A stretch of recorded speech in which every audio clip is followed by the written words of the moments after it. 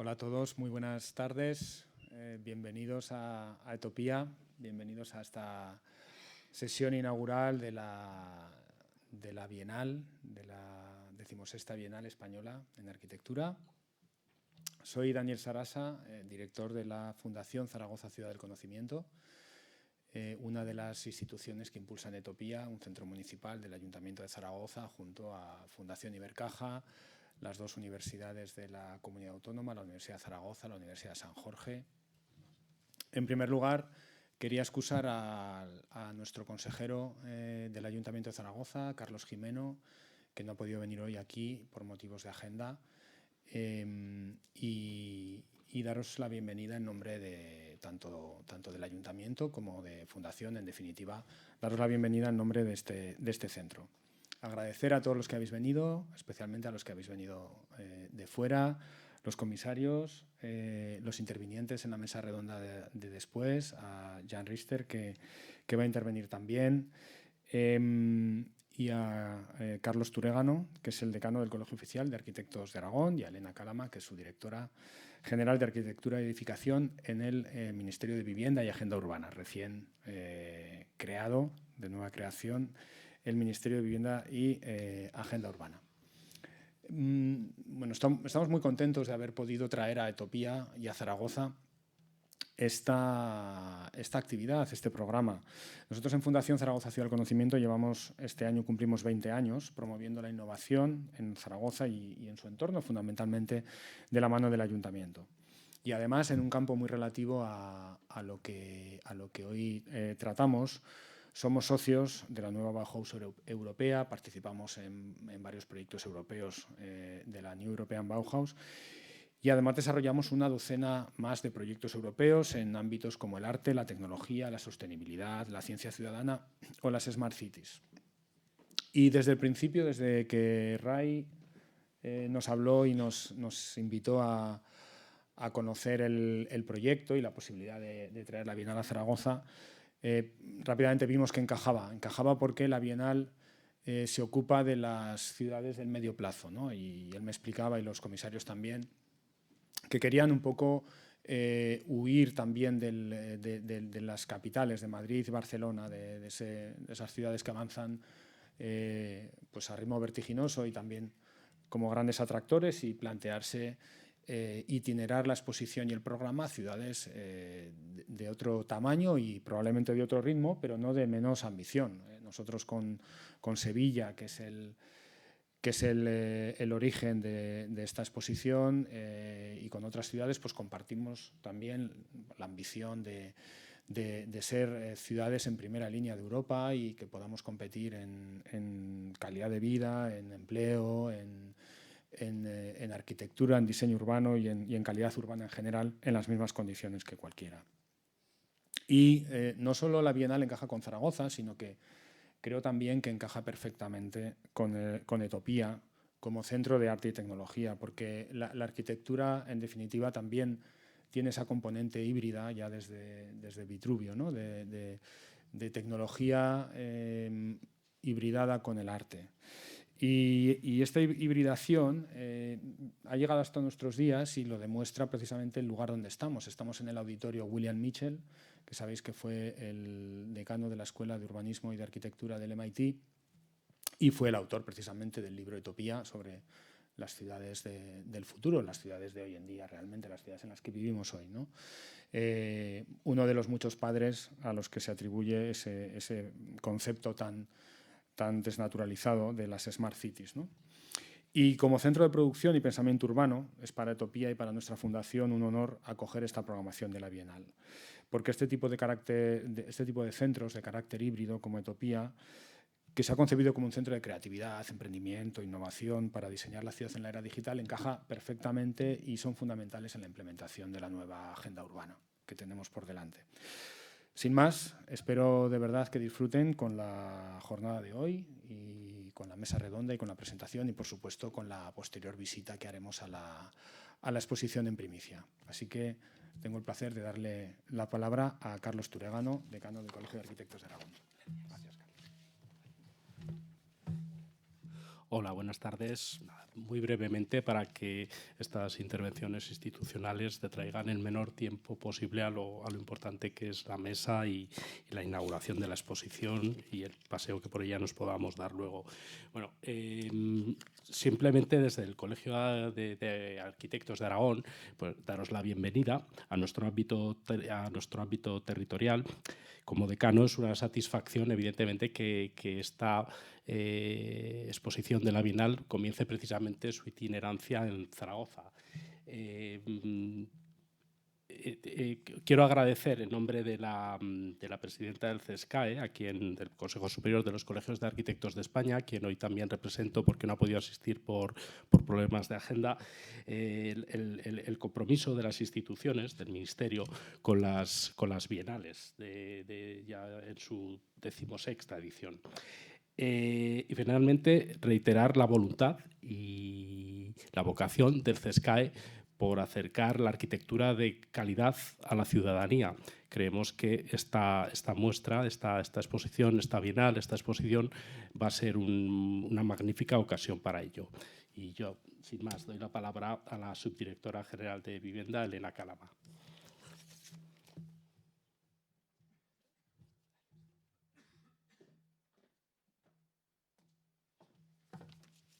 Muy buenas tardes. Para mí es un placer estar aquí hoy con todos vosotros como representante del Ministerio de Vivienda y Agenda Urbana.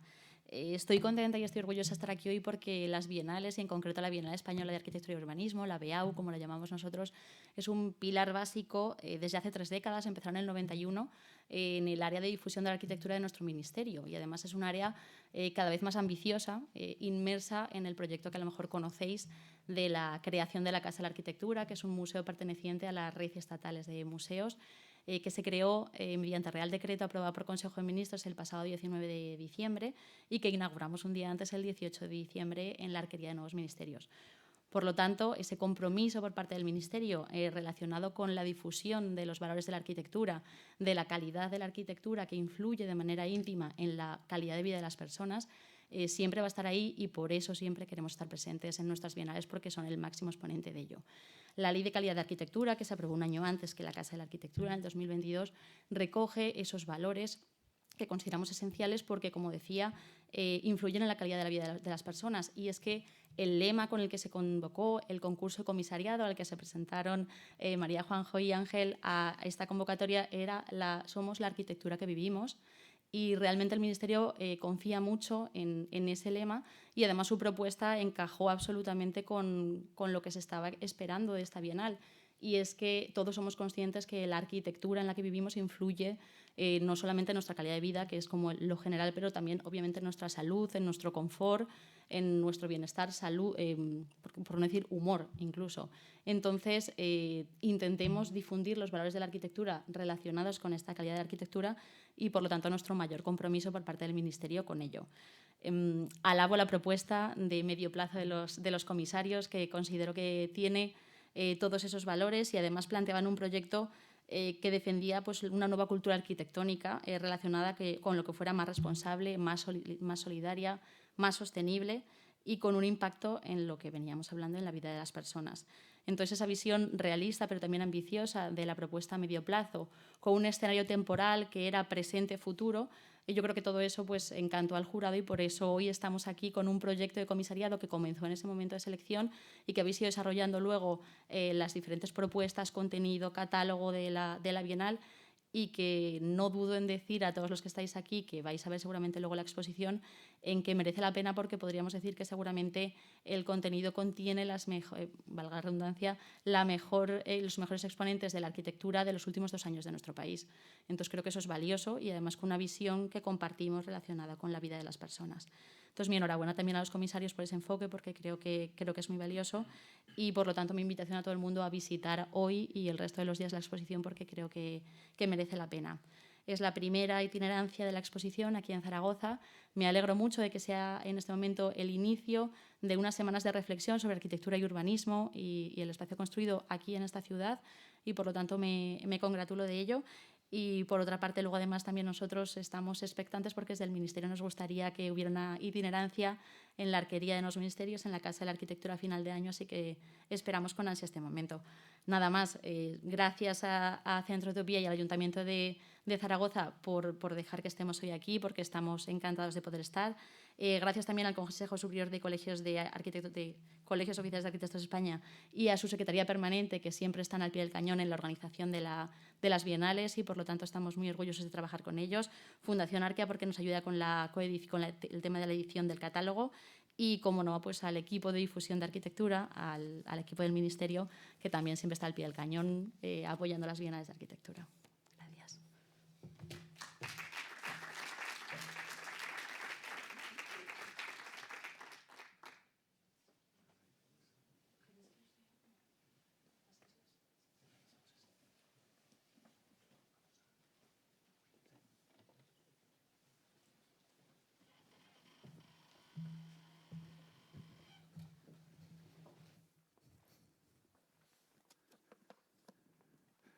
Donde queráis.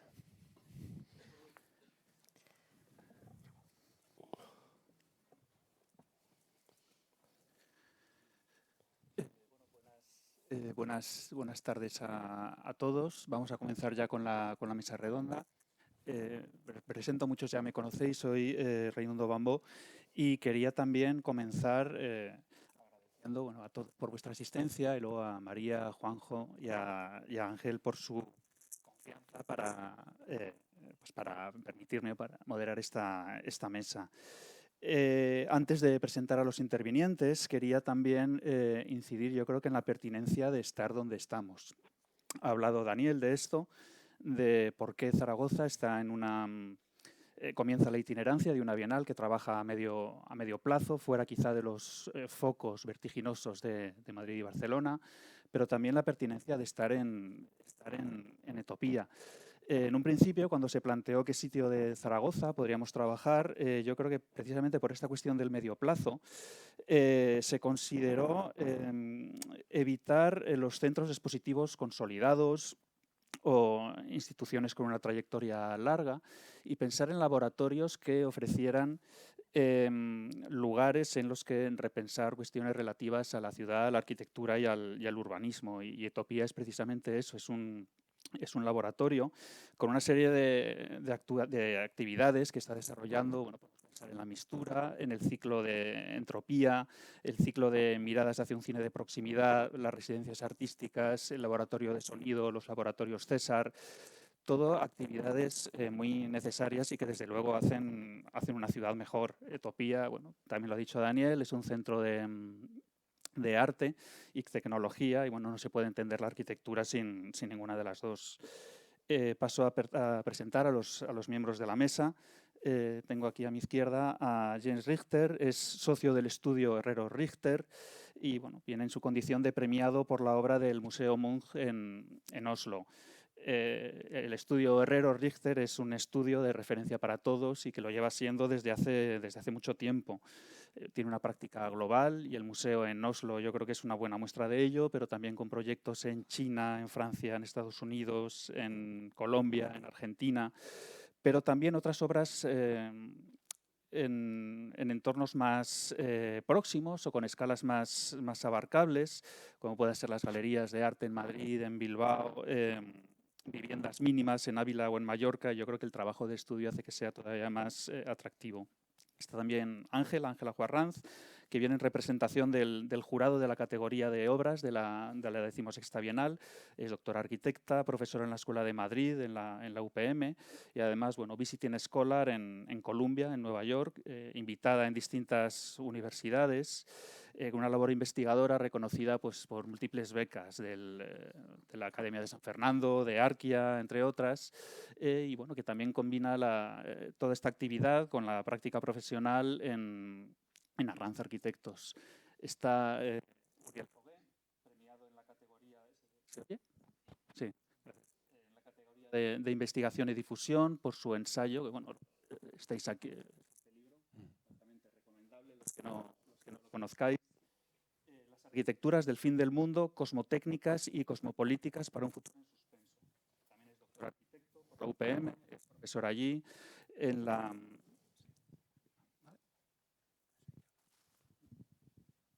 No, espera, la tengo aquí.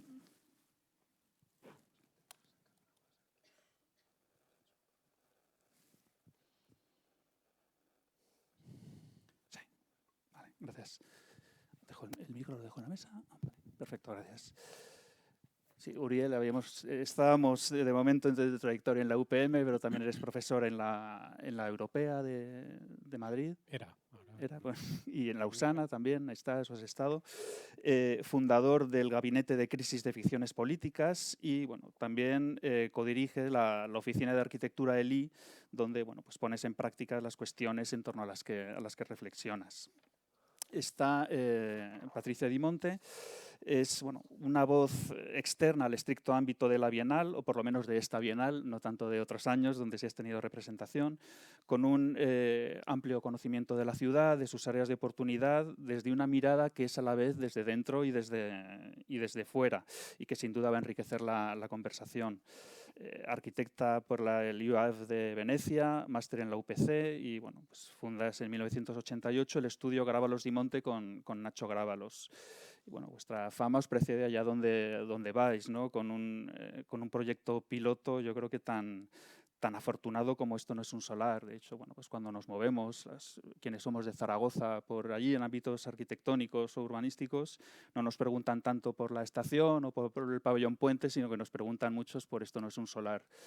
Pero bueno, más allá de eso, tenéis bueno, una trayectoria con muchos proyectos residenciales, de espacio público, de equipamientos, una trayectoria investigadora intensa, ¿no? Cuyo último resultado es el libro de Herramientas para los comunes generativos, prácticas, procesos y diseño.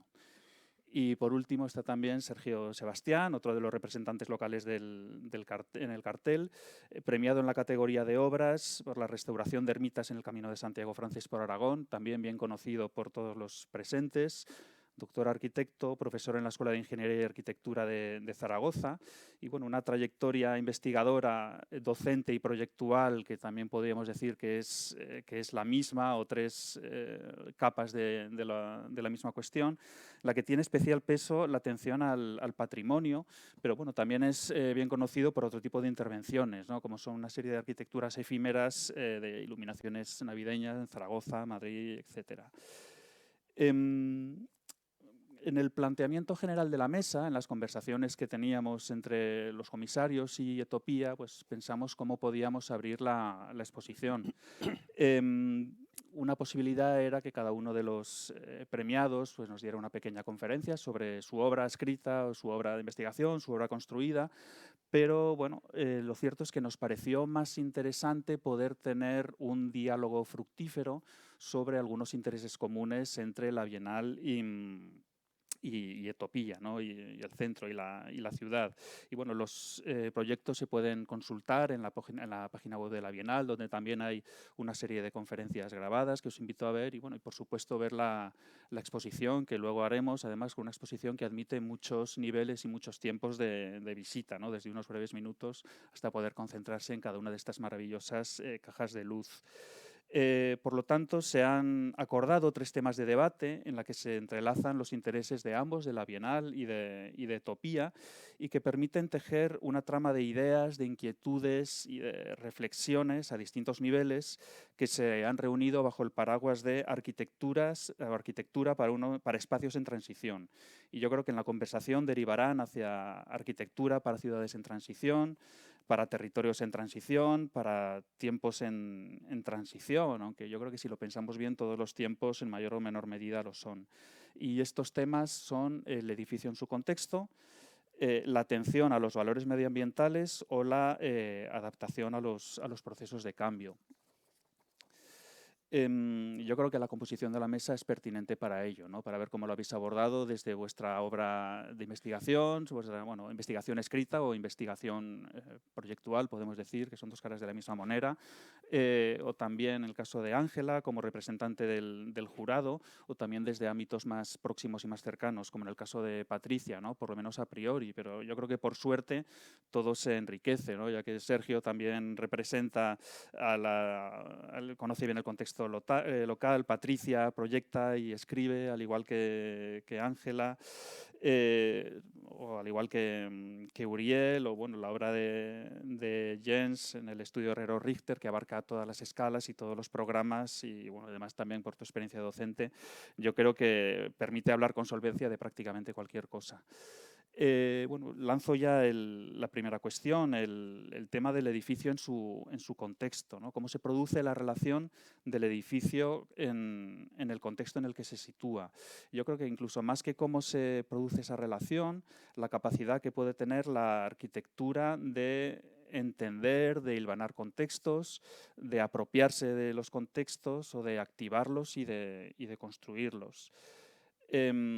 Podemos hablar de arquitecturas que tienen su razón de ser por el lugar en el que se implantan, pero claro, ¿qué es lo que sucede cuando el lugar en el que se sitúan estas arquitecturas está en proceso de transformación o está pendiente de transformación, considerando además los distintos ritmos que puede tener la transformación de la ciudad y los ritmos de la arquitectura, ¿no? La cuestión temporal que abordaremos también en el tercer tema.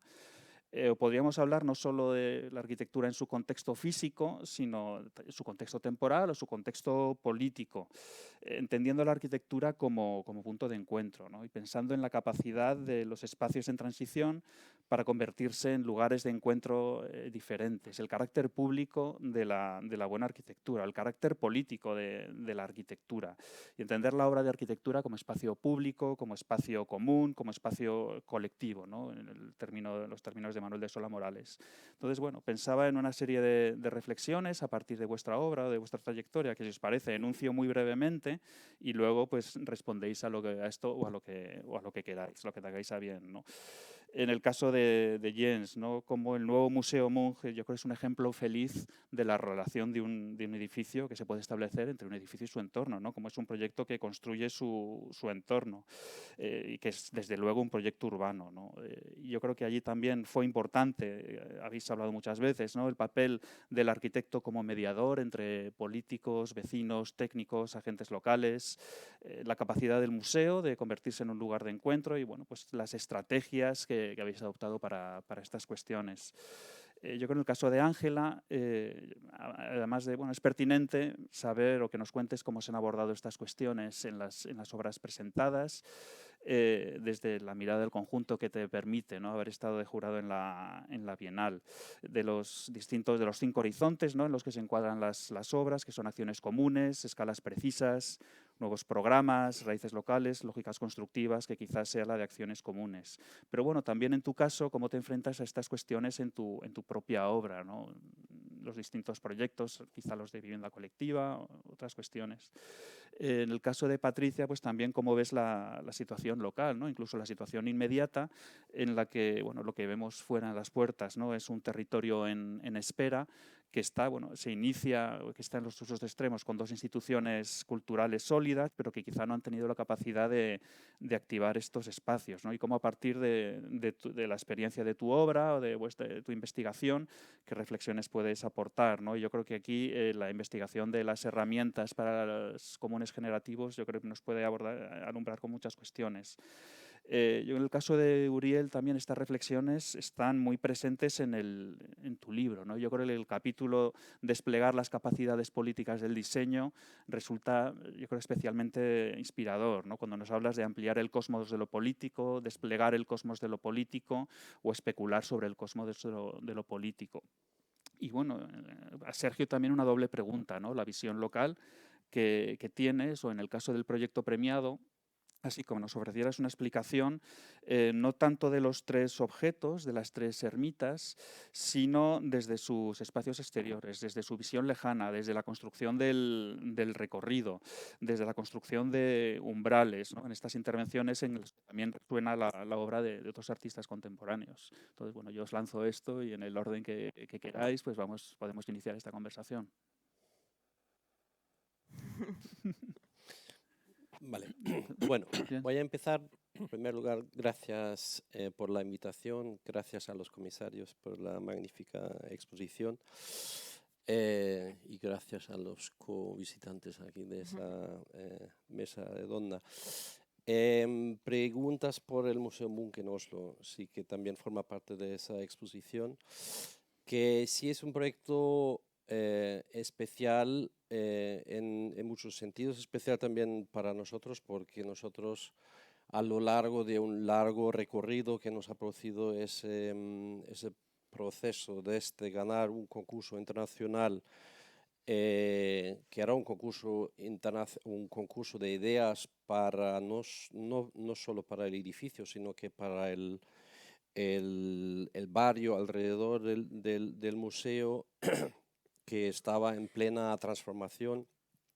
No sé si conocéis Oslo, pero ahí había como una transformación de un antiguo puerto industrial, la típica transformación de un puerto en nuevos barrios residenciales con un programa mixto cultural y demás, y de oficinas, y en ese sentido sí ha sido como muy correcto cuando dices que realmente más que arquitectura siempre ha sido entendido por nuestra parte como un proyecto urbanístico, una intervención urbanística de transformación, formando parte de un interesante plan maestro para la ciudad que se llama Ciudad del Fiordo, que tenía como el objetivo de recuperar como el borde del agua que estaba en tantos años desconectado de la ciudad. Por otro lado, pues el proceso que ha sido importantísimo para nosotros porque realmente nos ha hecho reflexionar muchísimo sobre nuestra propia profesión y la manera de ejercer la arquitectura, que en este caso pues, ha sido un proceso bastante complejo, un proceso político con muchos, digamos, momentos críticos y con una participación ciudadana importante a lo largo del proceso de diseño, incluyendo como un momento en que se paró el proyecto pues, para iniciar una discusión política en la ciudad, que ha sido, digamos, una experiencia. Ahora puedo decir que ha sido una experiencia muy rica, pero en su momento fue unos momentos muy dramáticos, como os podéis imaginar. Pero todo esto, pues ese proceso, más allá de diseñar un bonito edificio, no tan bonito edificio, dependiendo del punto de vista, pues ha sido como el material que nosotros también, digamos, a lo largo del tiempo o después de inaugurar el edificio también nos ha hecho pensar en una exposición, en un libro, porque creemos que bueno, o podemos decir que por nuestra parte, pues ese proyecto nos ha hecho repensar nuestra profesión y más allá de construir ese proyecto, creo que nos ha transformado la manera de ejercer arquitectura, creo que sí se puede decir. Bueno, muchas gracias, Raimundo, compañeros y comisarios y todos los presentes. Me parece muy interesante este tema que has lanzado del vínculo de la arquitectura con su contexto y también con las palabras de Jen, que lo has contado pues, en su contexto social, bueno, a todas las escalas. Porque es un concepto que en realidad se puede entender a través de muchos parámetros, ¿no? O se puede lanzar a través de cómo atarse desde lo más físico. Y pensando en el Museo de Munch, pensaba cómo se ata a la ciudad, ¿no? con esa planta baja para el público, pero también cuando crece, cómo se apropia, ¿no? Mira al puerto o cómo mira a las montañas. Es en sí mismo físicamente un conector de los diferentes escalas de la ciudad. Luego, pensando por la suerte de participar como jurado, pensando en otras obras, cómo atarse con el contexto, pues, con las ermitas en ruina. Eso me parece también una operación muy interesante, ¿no? De cómo vincularse con ese patrimonio deteriorado, olvidado en algunas situaciones, y cómo rehabilitarlo, ¿no? O cómo incluso reactivarlo programáticamente. Incluso podríamos pensar también en cuanto a programas en la ciudad que consiguen reactivar espacios industriales. Veíamos las obras de Burr, que yo creo que presentaron varios ejemplos, pero uno de ellos fue premiado y es algo a lo que se están dedicando, como estas naves que quedan en el interior de las ciudades y están en desaparición porque lógicamente las inversiones tratan de explotar esos solares al máximo de lo posible, pero como ellos han encontrado estrategias de que estas piezas de arquitectura puedan vincularse de nuevo a la trama urbana.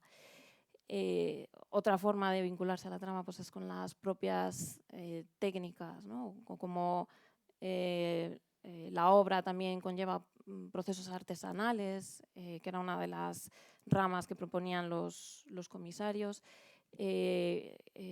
cómo supone una recuperación pues, de materiales, recursos, ¿no? Y cómo trabajar con esos sistemas de proximidad, que también me parece una forma muy interesante de vincularse con el contexto.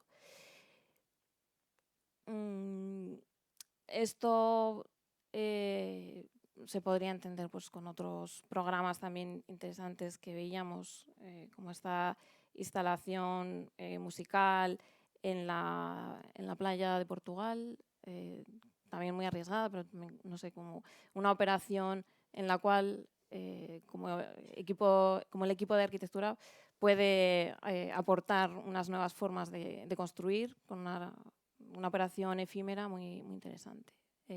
Una vinculación al contexto también curiosa, porque ellos lo describían como la gran caja, que era el palacio para los músicos, como reflejaba todo el contexto, pero también cómo se apoya en la arena, con unas arquitecturas que duraban apenas unas semanas.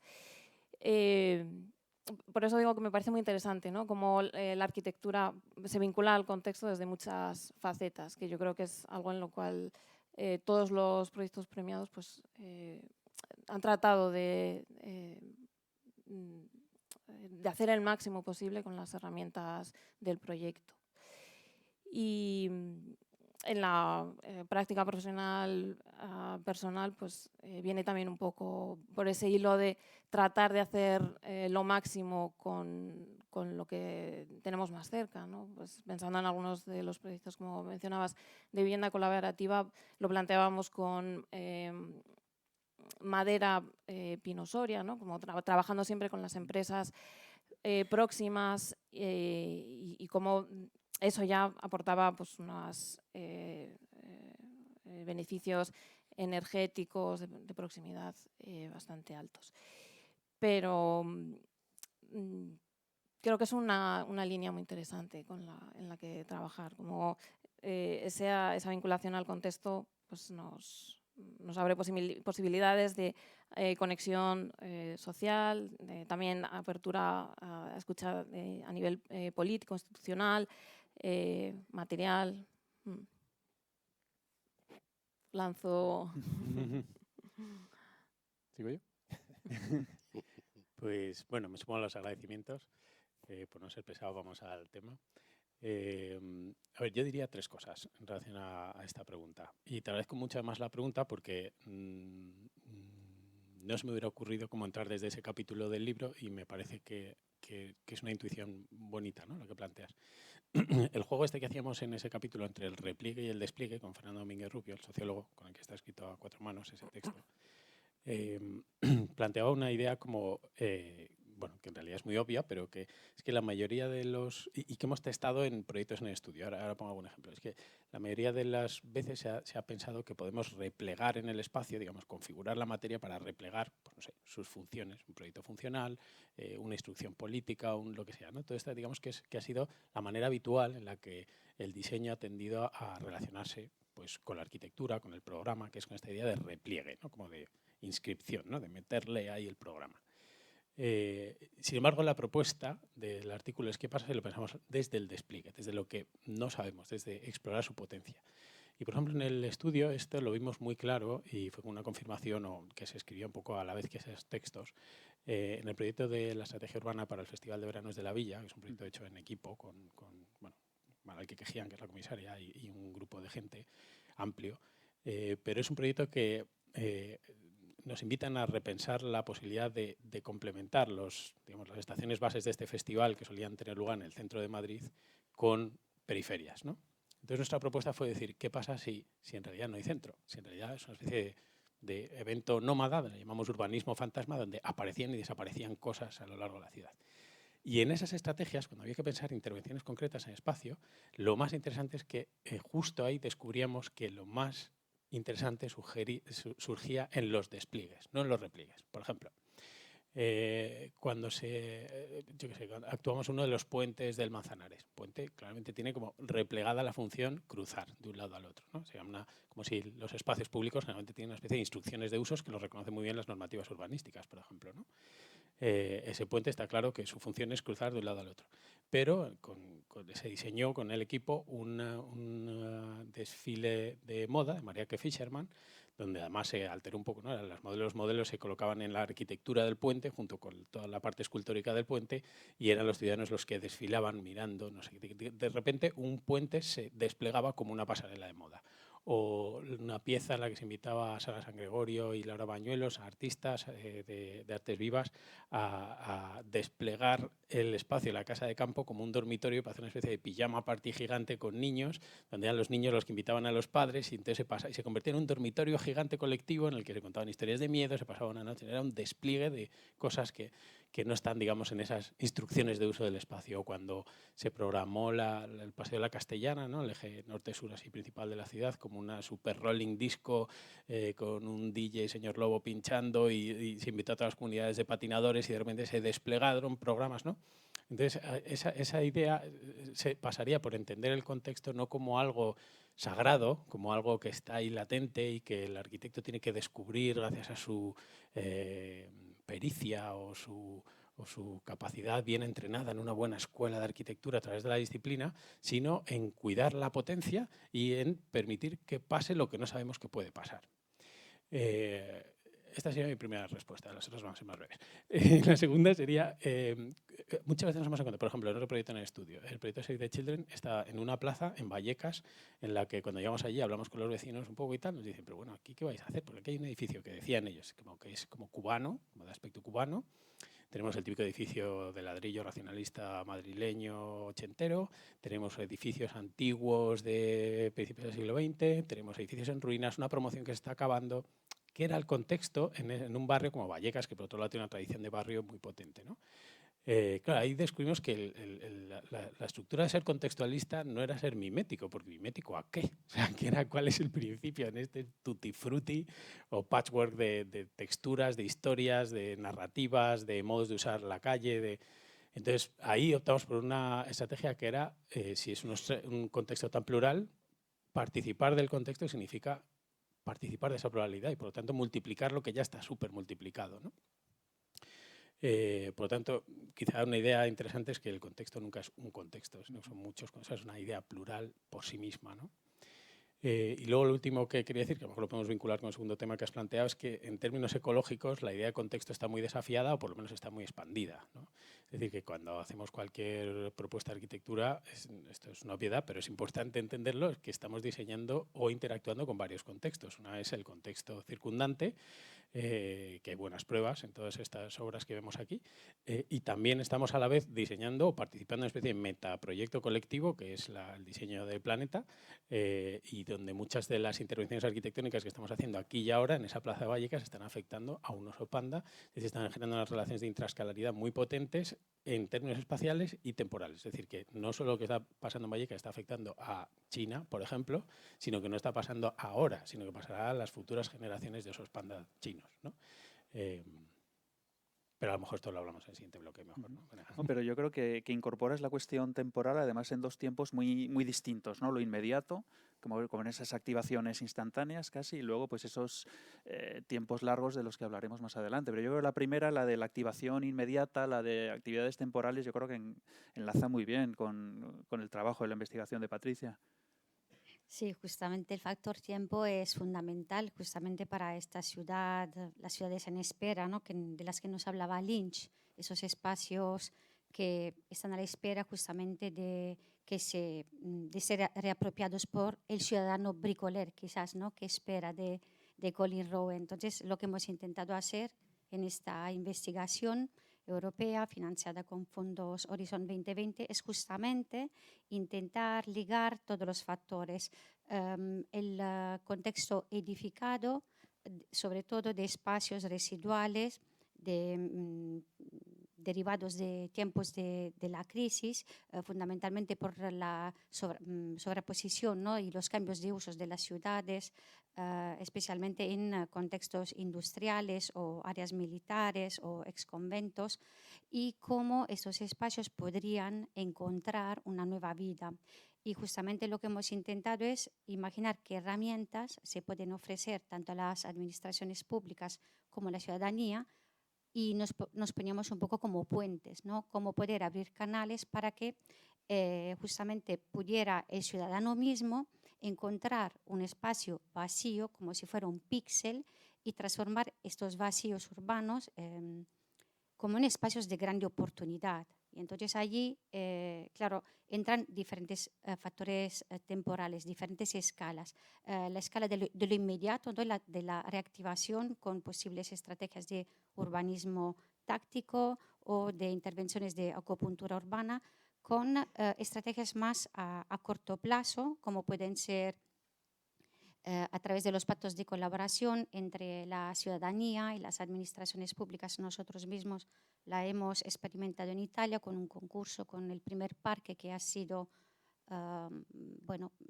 lanzado por el Ayuntamiento de Bolonia, que justamente tenía la voluntad de transformar un espacio abandonado en un nuevo centro, ¿no? Para reactivar la periferia de Bolonia. Y allí, por ejemplo, las herramientas de los comunes, cómo se han aplicado. El ayuntamiento se planteaba como canal comunicador para que los ciudadanos pudieran solicitar los usos más necesarios. Entonces nosotros éramos en aquel caso una mera herramienta, ya que eran los propios ciudadanos que nos solicitaban los diferentes usos y eran como el nexo más directo con el contexto, ¿no? de proximidad. Y lo que en el libro hacemos, o como lo podríamos aplicar a Etopía, que era la pregunta más que me hacías, era quizás es un laboratorio experimental que puede acoger el ciudadano como elemento activador, justamente como este bricoler, que yo creo que es la clave en este caso, ¿no? Cómo poder ofrecer este espacio a libre demanda de los ciudadanos, según de las necesidades reales que surjan. Nosotros mismos, en el curso de Arquitectura Social, hemos pedido a nuestros alumnos que trabajaran sobre Etopía y el entorno, y bueno, era un poco más tecnológico lo que los alumnos hipotizaban, pero realmente lo que han hecho es un trabajo de campo con los vecinos, yendo puerta a puerta, visitando todas las asociaciones y solicitando cuáles eran sus reales necesidades. Entonces yo creo que combinando estos dos factores, ¿no?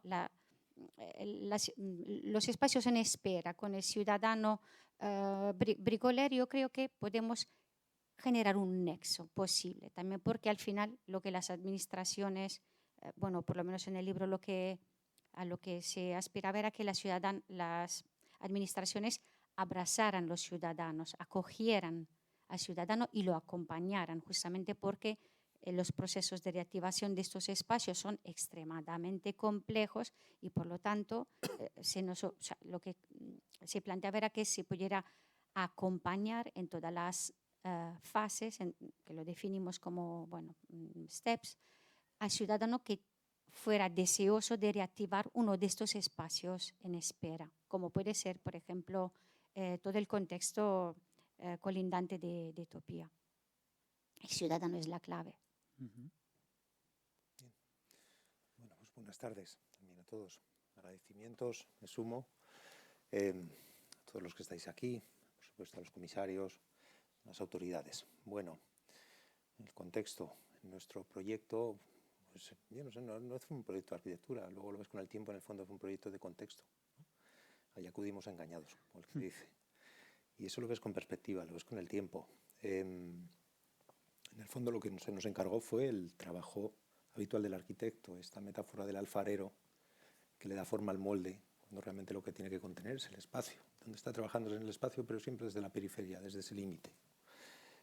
Nos sirvió para plantearnos muchas cuestiones, ¿no?, que tienen que ver precisamente con esto. Para empezar con los límites, ¿no?, estos límites a los que apuntabas en tu pregunta, donde el contexto ya no deja de ser el propio recipiente, ya no solo somos diseñadores o fabricantes de recipientes para que pasen cosas o para que haya vida dentro, sino que te das cuenta que al final estas construcciones tienen la capacidad de transformar también su contexto como imanes, ¿no?, de alterar esas dinámicas. Hace poco leía una cuestión interesante de este Dietmar Eberle sobre la repercusión de las construcciones en la vida social, en nuestros contextos habituales, ¿no? Y él indicaba una cosa muy curiosa, unos datos, que era que la repercusión de una construcción o de un edificio sobre la vida pública ronda los 200 años, debería rondar los 200 años. La de una estructura, 100 años. Yo creo que incluso la normativa hoy nos indica que tiene que ser 50, ¿no? Y sin embargo la de los usos está en torno a 20 años, ¿no? Ahí surge, claro, esta cuestión tan paradójica de si al final la estructura es lo que sigue la función, pues la verdad es que vamos mal, ¿no? En este sentido también estos trabajos nos ayudaron a reflexionar un poco sobre esta cuestión de la razón de utilidad, ¿no?, la razón de necesidad que tiene también la arquitectura, ¿no?, sobre la conveniencia de dar forma a un propósito. Perdón. Y nos dimos cuenta al final de esa necesidad que en el fondo la arquitectura que teníamos que proponer y que veo que en el fondo se está proponiendo en muchos de los trabajos que esta Bienal recoge. El propósito de esta utilidad es casi intentar fomentar una cierta incertidumbre, ¿no?, el dar pie, apuntaba algo también Uriel sobre esto, ¿no?, dar pie a que sucedan muchas cosas, muchos imprevistos, ¿no?, serendipia, si queremos incluso, ¿no?, el que la arquitectura tenga esta vocación que tenemos que reclamarle de alteridad, ¿no?, en cierto sentido. Nos dio lugar también a reflexionar sobre el contexto del tiempo, el contexto histórico, algo absolutamente fundamental, ¿no?, quizá lo más inmutable que podemos describir, ¿no?, de ese contexto en el que trabajamos era paradójicamente su cambio permanente, ¿no?, el cambio que a lo largo de los siglos ha ido transformando ese lugar, esas funciones. En el fondo ese concepto del patrimonio entendido como cuestiones como elementos que se han fabricado por unas personas y que se han mantenido por otras, precisamente por esta razón de utilidad, y que cuando quedan desprovistos de utilidad acaban resultando ruinas, ¿no? ¿Qué es lo que podemos hacer con esto? Podemos alterar esas dinámicas, podemos generar nuevas utilidades que transformen eso. En este sentido sí que es interesante ver la capacidad que la arquitectura tiene no solo de construir estructuras o de alterar la materialidad de las estructuras, sino también de construir, podríamos decir, entidades culturales, ¿no? Y ahí entramos en una de las últimas cuestiones que me planteabas en la pregunta, ¿no?, sobre el espacio público, sobre el entorno público, ¿no? Y quizá podríamos decir, ¿no?, que muchas veces nos olvidamos, ¿no?, que estos espacios son lugares donde se tiene que desarrollar la diversidad, ¿no?, donde se tiene que producir el intercambio, ¿no?, donde se tiene que enseñar o aprender también la tolerancia, ¿no? Y la arquitectura ha de tener esa capacidad también de generar todas estas oportunidades. El contexto al que nos enfrentamos allí era un contexto de múltiples sensibilidades, un contexto muy, muy, muy extraño, algo al que nosotros nos acercábamos desde la lejanía, desde la ciudad, ¿no?, un sitio que ya no es urbano.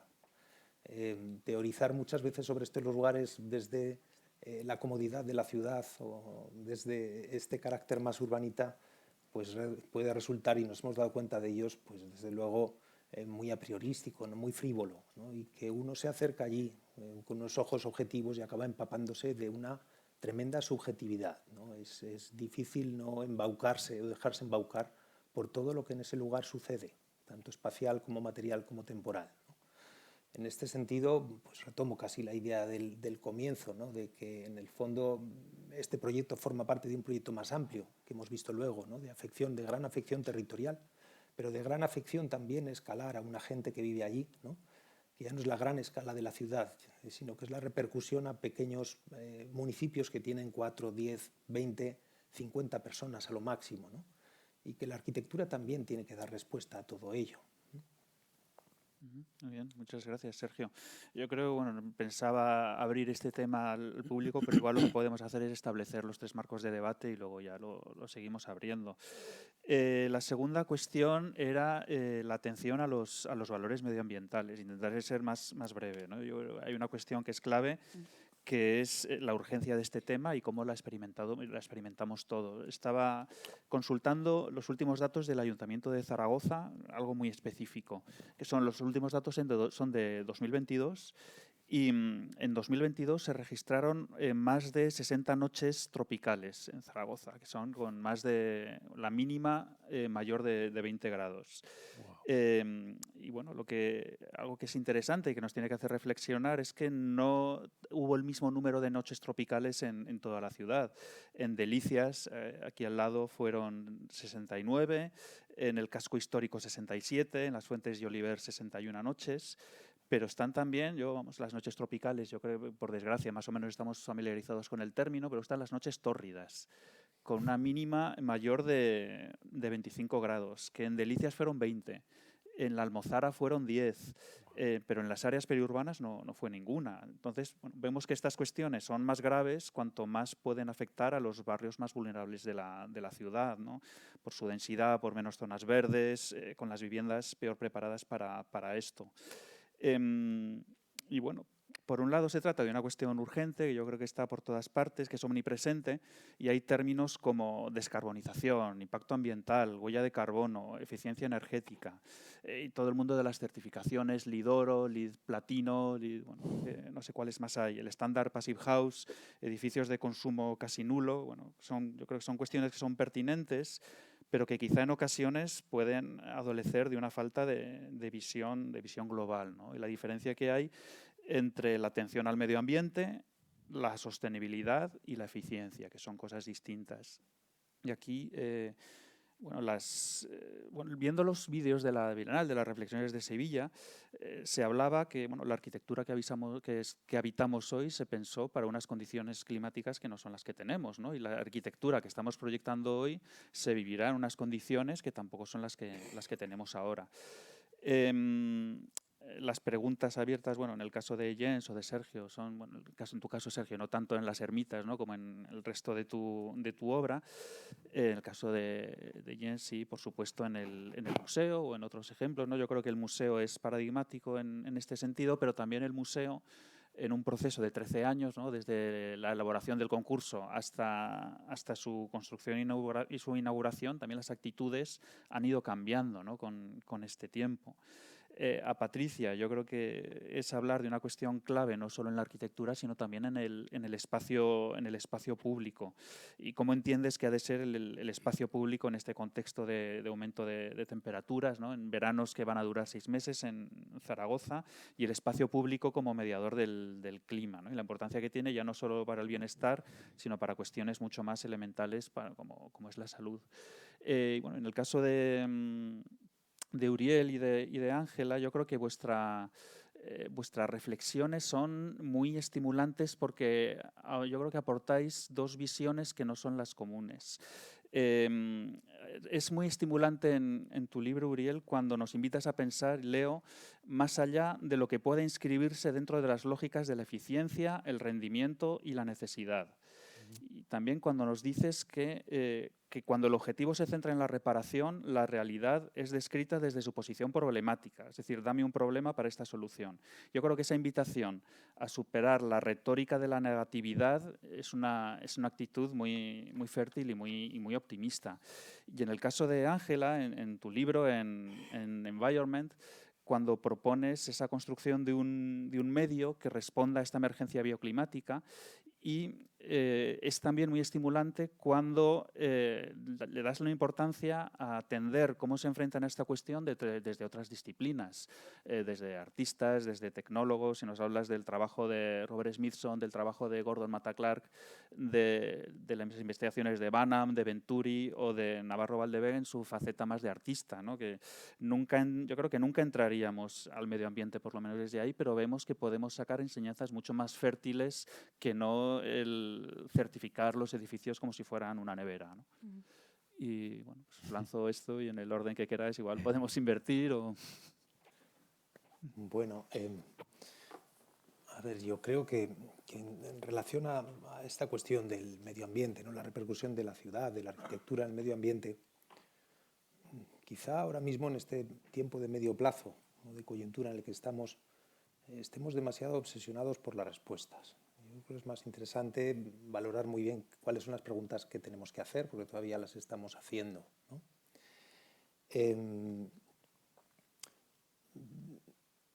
Yo creo que tenemos que ser capaces de plantear cada caso de forma individual. Quizá creo que se está abusando demasiado del dogma, a mi modo de vista, y ya aquí en este caso estoy hablando desde la praxis profesional.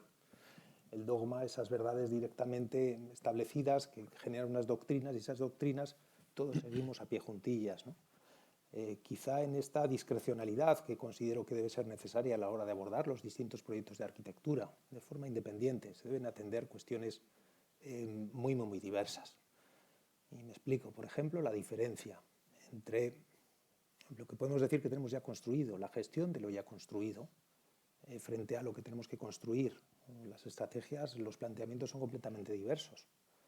Lo que tenemos ya construido, pues yo creo que todos hemos leído muchísimo, ¿no? Acerca del metabolismo urbano, ¿no? La huella o la mancha que dejan nuestras ciudades en el fondo en un territorio mucho más extenso, que pretenden transformar, que necesitan de todos esos recursos para digerirlos, para producir a su vez, ¿no? Y que cada vez es más extensa, ¿no? Es donde aparece ese concepto tan interesante de la fractura ambiental, ¿no? De esta fractura ambiental que se produce por dos motivos. Por un lado, porque cada vez consumimos recursos de más lejos, pero por otro lado, y aquí yo creo que todos somos culpables en cierta medida, porque cada vez queremos que esos recursos lleguen con mayor velocidad, ¿no? En este sentido, la gestión de lo ya existente pues reclama una serie de actitudes, ¿no? Y yo creo que estamos todos trabajando, somos conscientes de que este mundo excesivamente construido, estamos en tiempos en los que se rehabilita, se reconstruye, se restaura, ¿no? Se aprovecha de algún modo lo que ya existe. Quizá hay que leer también las claves de la conformación de los espacios actuales, la necesidad de que no solo sean espacios consumidores, también ver la manera en la que podemos integrar los espacios productivos. Esto seguramente haga que no necesitemos que vengan las cosas de tan lejos y que no necesiten tanta velocidad. Por otro lado, la gestión de lo que tenemos que construir. Aquí esto es otro tema que es, yo creo que completamente diverso y que por lo tanto debería generar unas doctrinas que son distintas, ¿no? Me parece que era muy esclarecedor esa frase de Borges, ¿no? Que decía que estaba mucho más orgulloso de lo que había leído que de lo que había escrito. Quizá hoy en día no construir también es una actitud ambientalmente válida, debería ser, o al menos plantearnos la necesidad de construir o construir lo necesario, lo conveniente, ¿no? Esto desarrolla otro tipo de vías. También, insisto en esta idea, sin dogmas, sin doctrinas, ¿no? El empleo de, ya estamos oyendo, estamos habituados, ¿no? A ver cómo hace poco salía, por ejemplo, en determinados países, en Francia, Macron, ¿no? Donde prácticamente planteaba una serie de estructuras que hacían que en los concursos pues uno tuviera que construir los edificios con madera. Bueno, la madera pues ya sabemos lo que tiene, ¿no? Estamos habituados pues a ver qué tal y la madera, y pongo madera porque es de aquí, pero resulta que luego la madera es de Galicia, que la mandan a Alemania, allí la tratan y luego vuelve, ¿no? Es decir, que en cierto modo también hay una serie de contradicciones en todo este proceso que no conocemos, que podría ser también otra fractura ambiental, ¿no? Cómo en el fondo se produce toda esa transformación de todos esos elementos, ¿no? Quizá, y aquí traigo un poco también las enseñanzas que hemos tenido en todo el contexto de Ruesta, ¿no? Exigimos a la arquitectura hoy en día un gran compromiso con el medio, ¿no? pensando en el fondo que nunca lo ha tenido. Yo creo que es lo contrario. O sea, yo creo que en cierta medida se nos ha olvidado. Allí hemos encontrado dispositivos absolutamente eficaces de adaptación al medio, absolutamente eficaces, que cumplen todos y cada uno de los paradigmas que hoy exigimos a la arquitectura que estamos haciendo, ¿no? Y que nos hemos olvidado de ella. Las medidas de las casas tienen que ver con la dimensión de los árboles que hay próximos, ¿no? Los anchos de las crujías son eso, el aprovechamiento o incluso el ver cómo una ruina vuelve de nuevo al suelo, ¿no? Y todos esos materiales que han salido de ese mismo suelo son reabsorbidos con absoluta naturalidad, ¿no? En este sentido, yo sí que creo que tenemos que apostar por extender un poquito el concepto, y aquí quizá estoy yendo ya a un ámbito como muy disciplinar, ¿no? de lo que comentabas, ¿no? El no ser excesivamente rigurosos con el cumplimiento de una serie de parámetros o de cumplir o de seguir una serie de técnicas, sino en el fondo abordar cada caso con la discrecionalidad con la que empezaba al principio, ¿no? De forma muy, muy diversa, porque todos ellos son distintos.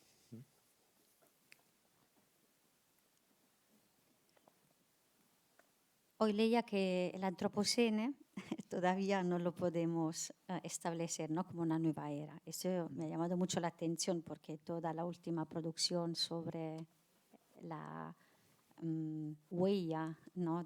Que el antropos justamente deja sobre el globo terráqueo. Digo, hay una tal velocidad de inmediatez de mensajes de cambio que es difícil apelar al sentido común. Y por lo que comenta Sergio, por la capacidad que tenía la arquitectura, ¿no? De responder a necesidades reales con técnicas constructivas lógicas, sencillas, con mucha maestría. Claro, la demanda de la sobreproducción y de la superpoblación nos aleja, ¿no? Y nos lleva al tener un mundo extremadamente normado, controlado.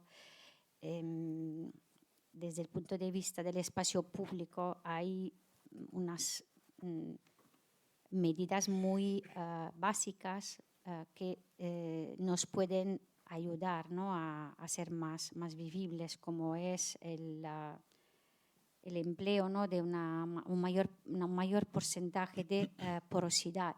Yo creo que esa es una cosa básica, pero que extrañamente no la tenemos indicada en ningún lado. Entonces seguimos construyendo y utilizando materiales y sobre todo técnicas constructivas que no permiten la absorción de las aguas de lluvias. Nos puede ser bastante útil mirar algunos casos de espacios públicos holandeses, daneses, donde se empiezan a introducir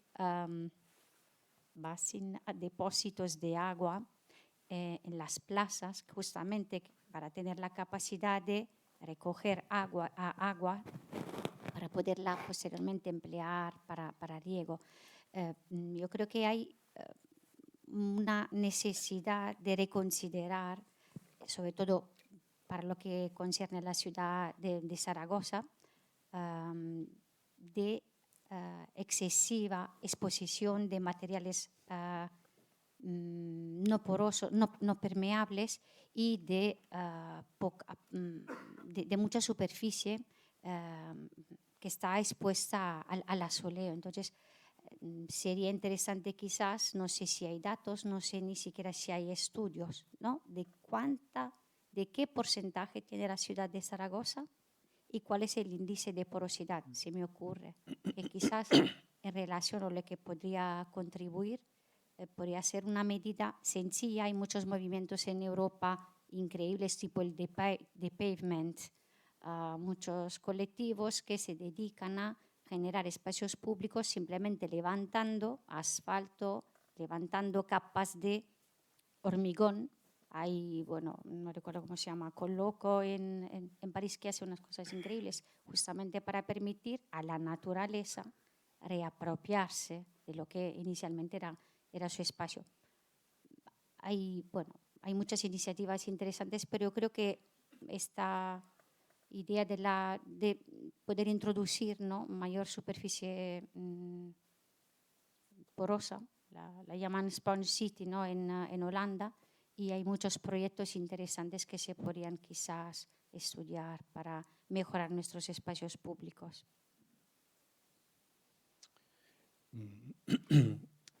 A ver, yo voy a hablar del apocalipsis. En un informe que publica el United Nations Environmental Programme en noviembre, si no me equivoco, 2022, o sea, desde ayer, que se llama The Closing Window, que es un título ciertamente apocalíptico, señala 4 áreas en las que hay que introducir transformaciones radicales, y ese es el vocabulario que utiliza, si no queremos que se cierre la ventana de oportunidad para afrontar la crisis climática y el incremento de temperaturas tan salvaje que se viene. Y dice cosas como cada grado importa, ¿no? Es importante entender que este informe está hecho por un montón de científicos, viene de la ONU, o sea, no son 4 activistas punkis. Quiero decir que cada una de las comas de ese informe pasa por un equipo de diplomacia, porque claro, puede afectar a la industria de tal país o tal país, ¿vale? Entonces, este es el del consenso, con lo cual puede que sea peor. Bueno, en cualquier caso, lo que es interesante es que este informe señala, como digo, 4 áreas. Señala la industria, señala la producción de energía, señala el transporte y señala la arquitectura. Vamos, la construcción y todas sus áreas asociadas como 4 elementos que ahora mismo están diseñando una configuración material del planeta concreta, que no pinta bien, ¿vale? Entonces, ¿qué hacemos frente a esto? Este informe que ya en sí mismo relaciona la arquitectura con el fin del mundo y que no estaba publicado cuando yo hice ese libro, pero que de alguna manera corrobora muchas cosas que tiene el último capítulo. Bueno, desde luego no podemos quedarnos paralizados, es decir, que esta sería el primer, bueno, algo hay que hacer, obviamente, ¿no? Porque hay la tentación y además hay una especie como de disfrute en estas dialécticas de la negatividad que hacías referencia, como disfrute de casi como, no sé, como morboso del colapso, ¿no? Más allá de eso, yo voy a intentar pensarlo en positivo. Entonces, cosas que yo creo que son importantes para afrontar el problema y no son soluciones, son como preguntas sobre la mesa en el sentido que decía Sergio, es que a lo mejor vamos a plantear primero las preguntas, ¿no? La primera para mí sería movernos desde las lógicas que generalmente podemos llamar termodinámicas, que son muy importantes, hacia, para mí, lógicas del deseo, lógicas deseantes. ¿Qué quiero decir? Que generalmente desde el contexto de la arquitectura se ha tendido a analizar el problema de la ecología desde el punto de vista termodinámico, lo cual es súper importante, no digo que no, pero es una formulación simplificadora de los contextos precisamente, en concreto los ecosistemas. Se tiende a describir los ecosistemas como una especie de máquina más o menos armónica que intercambia energía, materias, residuos, desde distintas sensibilidades, pero más o menos, digamos que visto desde ese punto de vista que es funcionalista, porque tiene que cumplir su función ecosistémica bien, la intervención arquitectónica ecológica será aquella que es capaz de no estropear esos ciclos termodinámicos o acelerarlos o contribuir a su buen funcionamiento, digamos, ¿no? Esto no es que me parezca mal, lo que me parece es que es limitado, ¿vale? Nos permite hacer un tipo de cosas, pero me parece que no atiende a la complejidad de lo que son los ecosistemas, por no hablar de la naturaleza, que es una palabra compleja. Y una de las cosas que es importante es entender que las dinámicas de la naturaleza no solamente están intercambiando funcionalmente materia y energía, sino que están articuladas desde relaciones que generan acercamientos, alejamientos, interacciones, transformaciones, mutaciones, todo este tipo de cosas que también implican al deseo. Al deseo quiere decir que no necesariamente son funcionales. Por ejemplo, Bruno Latour dice que la resiliencia que tiene la Tierra no tiene nada que ver con la armonía. Los ecosistemas no son situaciones armónicas, al revés, tiene que ver con los excesos, con el desbordamiento. O sea, digamos que lo lo hace resiliente es que no es funcional. Si fuera funcional, sería tan frágil que en cualquier momento explotaría. Entonces, es un contexto frágil, pero es precisamente su desbordamiento, y parte de desbordamiento se debe a dinámicas que no tienen una finalidad concreta, no valen para nada, son gratuitas, y eso también activa los ecosistemas. Entre ellas está el deseo. Por eso creo que todas las teorías de la queer ecology son súper importantes para remarcar el problema y salir no solamente de las lógicas funcionales, que derivan, en ese caso ahora no voy a entrar en eso, pero en todas las dialécticas de negatividad, etcétera, etcétera, etcétera, que tú mencionabas. La segunda propuesta, para mí tenía que ver, y esta tiene que ver directamente con la construcción. Nosotros, esto es un debate abierto en el estudio, nos gusta entender, con Carlos y Eva, los detalles constructivos como contratos ecológicos.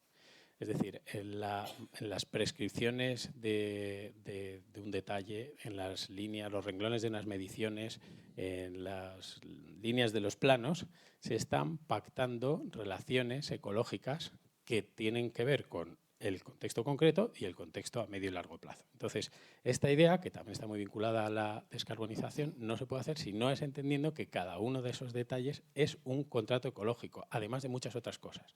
Entonces, intentar como relajar esta, por lo menos la tradición en la que yo he sido formado, que entiende los detalles constructivos como una manera de generar belleza más o menos enrasada y bonita, que es guay, o sea, que hay que hacerlo, no digo que no haya que hacerlo, pero que además de eso se está poniendo, tomemos conciencia de ello o no, eso está pasando, digamos que es un rasgo performativo que tiene la construcción arquitectónica y es que está afectando ecológicamente a los medios. Me parece que pensarlo desde ahí es interesante. Y ahí enlazo con cosas que decía Sergio, yo creo que sí se pueden medir mucho esos efectos, es decir, si puedes medir de dónde viene la madera, ¿no? ¿Quién lo paga? Esto es otra cosa, porque claro, no todo el mundo se lo puede permitir. Eso sí es verdad. Lo cierto es que nosotros estamos haciendo ahora proyectos donde vamos midiendo todo y que derivan, que acaban siendo una serie de detalles constructivos relativamente crudos, porque tenemos, para bien o para mal, medido tanto que una capa más de pladur suben las emisiones de CO2. Esas que nos pide la ONU que bajemos. Y hay un proyecto paralelo al proyecto desarrollado por una ingeniería que es procesos de descarbonización del edificio, que no solamente implican tecnologías, implican también al usuario, etcétera, etcétera. Y esto es muy importante porque tiene una dimensión también cultural. Tiene que ver con los imaginarios, tiene que ver con las maneras en las que usamos los espacios, tiene que ver con un compromiso, por ejemplo, las temperaturas de consigna de los espacios. Es decir, no tiene sentido que entremos a un Corte Inglés y la temperatura no tiene sentido. Entonces, eso pues también lleva un compromiso a los usuarios a la hora de usar los espacios. Pero vamos, todo lo que implica carbono embebido, el carbono que genera, las posibilidades de implicar materiales que tienen carbono biogénico, etcétera, etcétera, para mí son elementos que son, o materiales permeables, fundamental, etcétera, etcétera. Porque desde este punto de vista, cuando hablábamos antes de los contextos, hay una cierta premisa en las escuelas de arquitectura de hablar del contexto como con una visión romántica positiva. Pero, por ejemplo, en Madrid el contexto también es la isla de calor urbana. Ese es nuestro contexto. Entonces, cómo lo atacamos, ecológicamente creo que es un problema. Entonces, esto tiene unas implicaciones estéticas potentes porque esos detalles, donde se están prescribiendo operaciones y performatividades ecológicas, pues tenemos que explorar esas estéticas para hacerlas deseables, sexys, bueno, afectivas, etcétera, etcétera. Bueno, lo dejo aquí si queréis y luego continuamos. Que tenía más cosas, pero me estoy enrollando. Bueno, yo creo que en esta ronda estamos abriendo líneas paralelas muy interesantes. Sacabas a colación el libro de Environment, que creo que abre otro camino, que es el de vincular otros personajes, ¿no? o ver otras maneras de encarar esta cuestión ecológica, medioambiental. Efectivamente, en el libro se invitan a muchos artistas, tecnólogos, incluso historiadores, y es una manera pues, bueno, holística, a lo mejor un poco despreocupada de ciertas realidades a las cuales tenemos que hacer frente desde la arquitectura, pero que también enseñan maneras y que en su momento fueron bastante productivas. Al igual que lo son ahora también desde puntos de vista más experimentales, que seguramente se pueden llevar a cabo desde pues, instalaciones temporales, no tanto desde una arquitectura más permanente. No sé, por mencionar algunas acciones divertidas, pues, el historiador Rainer Bannan, gracias a un documental de Rainer Bannan Los Ángeles, consiguió que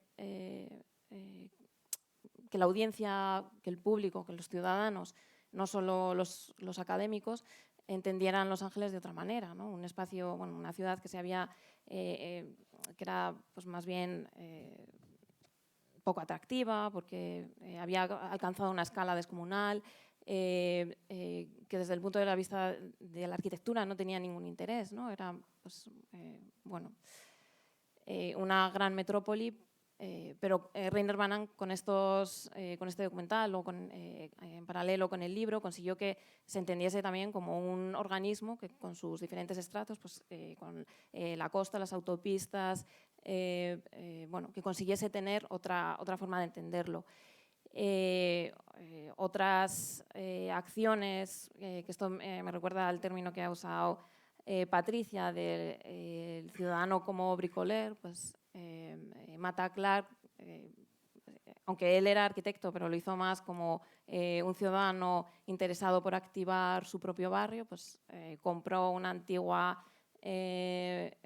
local de vinos y lo hizo a través de operaciones muy de bricoler, pues un espacio en el cual se reunían todos los vecinos del barrio como una explosión social dinamizadora.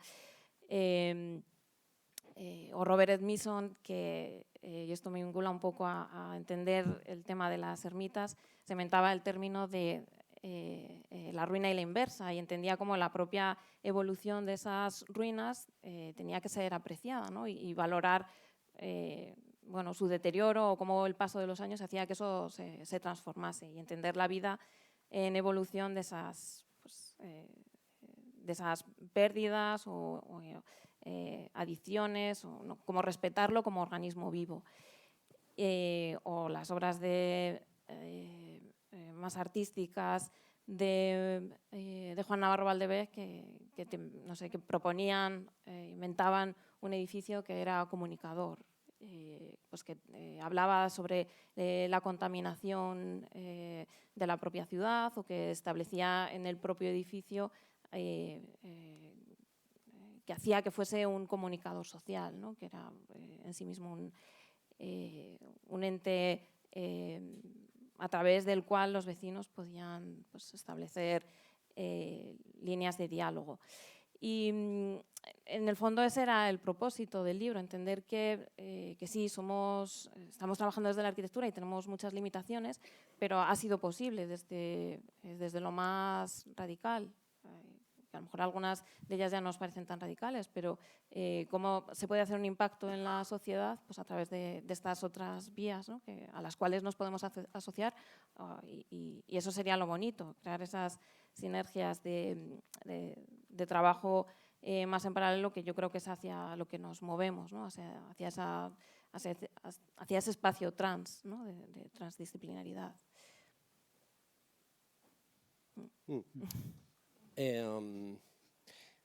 Yo ahora estaba pensando en aquel momento en la pandemia, cuando, ¿os acordáis? Cuando la arquitectura y el urbanismo tenían su momento de gloria, todo el mundo estaba en la televisión, nos estaban invitando a participar en mesas redondas, por supuesto, todo por Zoom o Skype o lo que era, y hablamos, pues, de todas estas, o teníamos, bueno, de repente los arquitectos hay un podio para hablar de todas esas preocupaciones que realmente ya las teníamos, digamos, pensándolo y trabajando con ellas desde hace muchos años, y de repente teníamos ahí una escaparate para hablar de todos estos temas importantes, ¿no?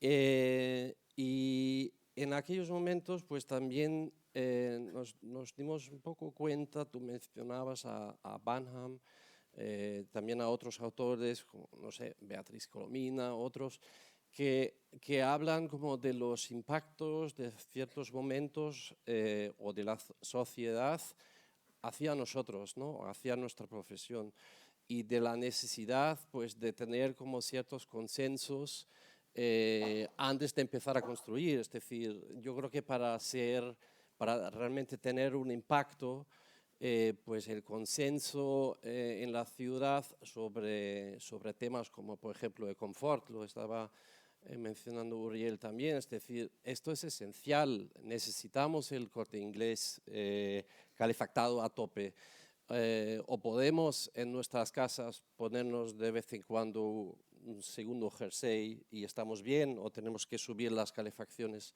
a saco, ¿no? Entonces, estos son discusiones que vienen antes, mucho antes de empezar a construir, y nosotros hemos tenido la suerte de poder construir, por ejemplo, en Bogotá, donde hemos construido un gran centro de convenciones que no tiene ni una máquina de ventilación.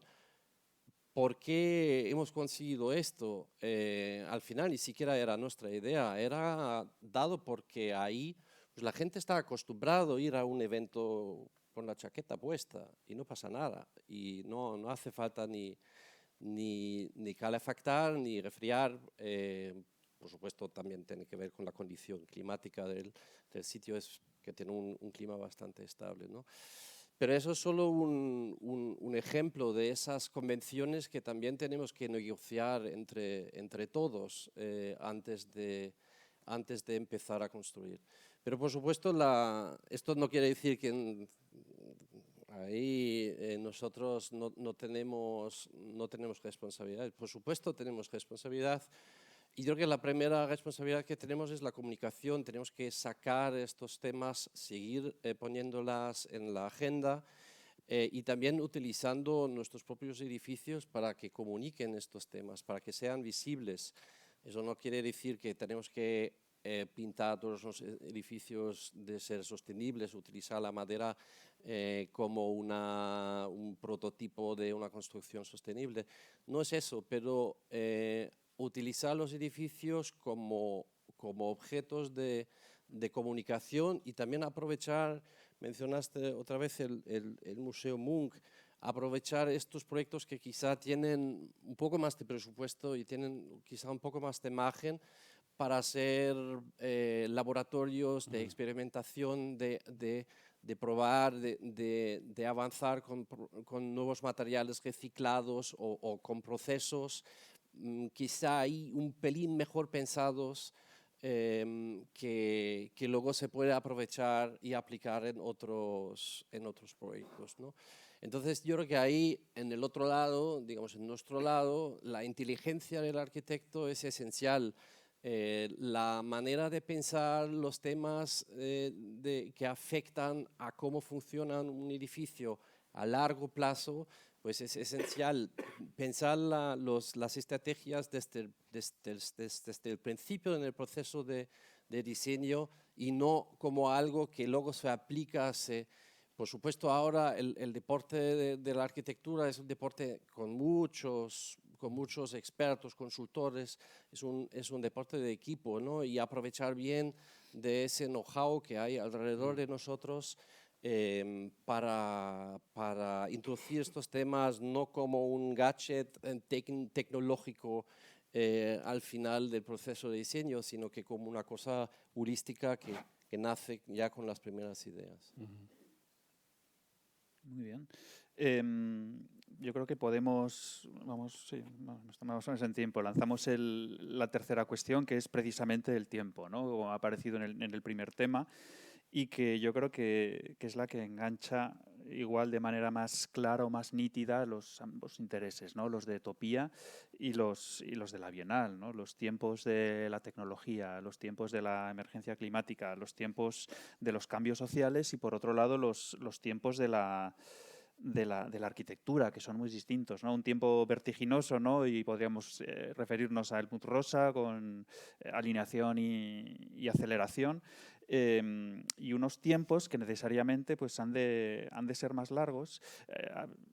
Tenía apuntada la idea de incertidumbre que hacíais mención antes, o la idea de ofrecer nuevas preguntas más que respuestas inmediatas, o incluso la cuestión paradójica de la arquitectura que ha de tener de dar respuestas a preguntas que no se han formulado, ¿no? O bueno, arquitecturas que van a responder a preguntas que todavía no existen, más allá de las cuestiones que puedan parecer más urgentes o inmediatas. Repasando también los vídeos de la Bienal, creo que era Carles Enrique que decía que estamos proyectando la arquitectura del siglo XXII, ¿no? En unas circunstancias que no conocemos, ¿no? Y vuelve vuelve la idea de incertidumbre y bueno, cómo esos tiempos de la arquitectura son tan distintos, ¿no? Y ese medio plazo y cómo las respuestas han de tener esa resonancia. Volviendo a la cuestión de environment, ¿no? Ángela, has encontrado respuestas a los problemas de hoy a cuestiones que se estaba planteando gente hace 50 o 60 años, ¿no? Con lo cual lo que nos estemos planteando hoy pues podrá dar también respuesta a esas cuestiones. Y bueno, también respecto a los tiempos de la arquitectura, me ha venido a la memoria un aforismo de Francesco Careri cuando habla de que tenemos que perder tiempo para ganar espacio y que no siempre disponemos de ese tiempo, ¿no? Nos vemos obligados a responder de manera muy rápida o a tiempos muy diferentes. Tenía también apuntado aquí, por ejemplo, Uriel, ya te iba a preguntar por el apocalipsis, ¿no? Por ese fin del tiempo, los múltiples fines del tiempo, y cómo también das una respuesta casi optimista al fin del mundo o a los fines del mundo, ¿no? O también en otro texto, ¿no? Que frente a la Smart City, que incluso antes se ha comentado, propones la Idiotic City y hablas en un epígrafe específico sobre la materia-tiempo. O bueno, cómo la arquitectura se enfrenta a momentos tan vertiginosos como el fin del mundo, los fines del mundo, el fin del tiempo. Bueno, cuestión esta, que yo creo que más, una escala más próxima, yo creo que Ángela, sobre todo en la cuestión de nuevos programas en la Bienal, seguro que has podido ver.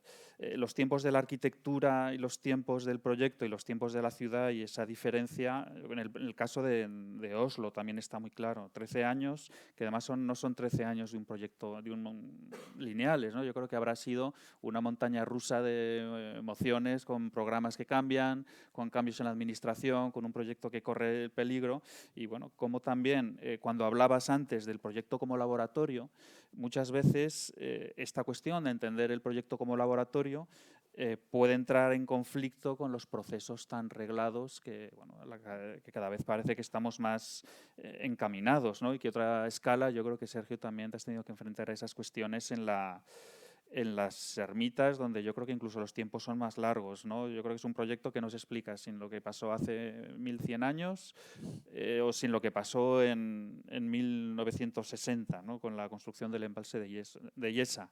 Y cómo la ruina también te permite establecer otra relación con el tiempo, ¿no? Y en el caso de Patricia, pues yo creo que también se podría explicar tu trayectoria más desde el espacio, desde el tiempo, ¿no? La ocupación temporal de los espacios, incluso una reflexión más a medio plazo que es qué pasa en estos espacios con el cambio del tiempo, ¿no? Instalaciones como inmediatas, podemos decir, o instantáneas, pero que luego han de seguir, ¿no? Y tiene que haber una implicación de muchos más agentes. Y bueno, pues os lanzo estas cuestiones. Lo que queráis, venga, ahora por el medio, ¿no? Así, entonces... ¿El medio soy yo? Mira, hace poco hemos terminado un proyecto que hemos hecho junto a Orkan Teljan, que, por invitación del Museo Reina Sofía, que tenía que ver con el tiempo. Y se llamaba Apuntes para un tiempo aparte. Entonces invitan a distintos equipos de arte, de arquitectura. En nuestro caso nos invitaron a colaborar con un artista, con Orkan Teljan, con el que ya hemos colaborado desde 2018 y vamos haciendo proyectos con microorganismos antes de la pandemia. Y de hecho, cuando empezamos esta colaboración con él lleva mucho tiempo trabajando este tema, ¿no? Él es científico y artista. Y cuando empezamos estos proyectos con microorganismos, todo el mundo nos decía, pero qué chorrada, qué tonterías, tiene granjas para microorganismos o proyectos que tienen que ver con el cuerpo o lo que sea. Después vino, uno de los proyectos que hicimos con él fue en Estambul, la Bienal de Diseño de Estambul, y se paró, se pospuso por la pandemia. Y entonces el mismo proyecto, que era una chorrada, salvo para las comisarias, que eran las únicas que lo valoraban, de repente fue como, hostia, ¿qué está pasando aquí, ¿no? Entonces ahí ha habido varios aprendizajes en relación al trabajo con Orkan muy bonitos vinculados al tiempo. El primero en Estambul tenía que ver con los tiempos microbianos en el sentido de cómo a veces desafían mucho de las lógicas. En realidad, mirar el mundo desde la perspectiva de los microorganismos cambia todo, ¿no? A pesar de que los microorganismos somos microorganismos, quiero decir, no es algo, y vamos trabajando toda la existencia de la humanidad con los microorganismos colaborando de distintas maneras, ¿no? Pero cuando intentas ver la realidad desde el punto de vista de microorganismos, todo cambia. por ejemplo, este proyecto en Estambul, recuerdo que había unas reuniones, porque tenemos que colaborar con agentes locales y se llaman a distintos colectivos que trabajan con espacios públicos en Estambul, y Orkan decía, vamos a trabajar con el colectivo que tiene un arraigo más fuerte y un vínculo más potente con el contexto. Entonces levantaba la mano como los herederos de los expulsados, de los musulmanes, de no sé qué, de los judíos, de no sé cuál, de todas no sé qué. Cada uno tenía su historia y todos tenían razón realmente, ¿no? Pero él dijo, no, un momento, nosotros vamos a trabajar primero con la comunidad que hay a 1 metro de tierra, que son seres vivos que descienden de seres que existían antes de los humanos en la Tierra. Entonces, estos son nuestros partners. Ahora, ¿quién se une? Esto fue maravilloso porque de repente se suspendieron como las miserias humanas y cuando cambiabas el marco a un paradigma ecológico, de repente como que pues unos se fueron porque no les interesaba, pero otros que en principio no se podían ni ver, acabaron colaborando en el proyecto. Entonces, esto me pareció muy potente porque por un lado era como introducir un tiempo tan radicalmente distinto que hacía que las controversias humanas pasasen a un segundo plano.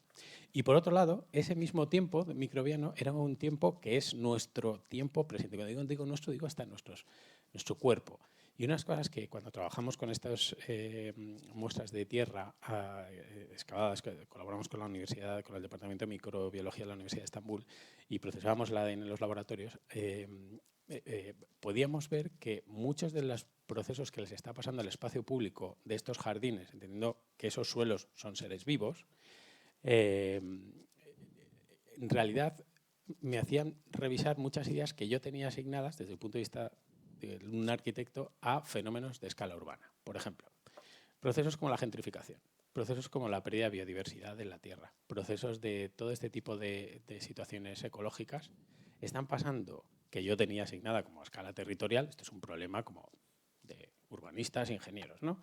En realidad están pasando en paralelo y a la vez a escala microbiana en nuestros intestinos.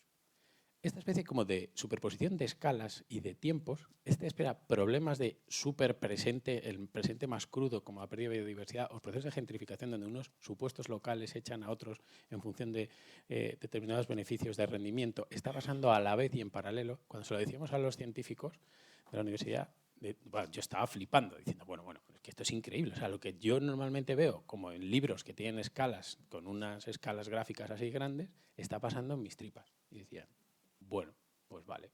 O sea, bienvenido. O sea, pero es que en realidad, si lo piensas, tú no eres tan distinto a estos jardines. Porque al fin y al cabo, tanto el jardín como tú, somos arquitecturas de microorganismos.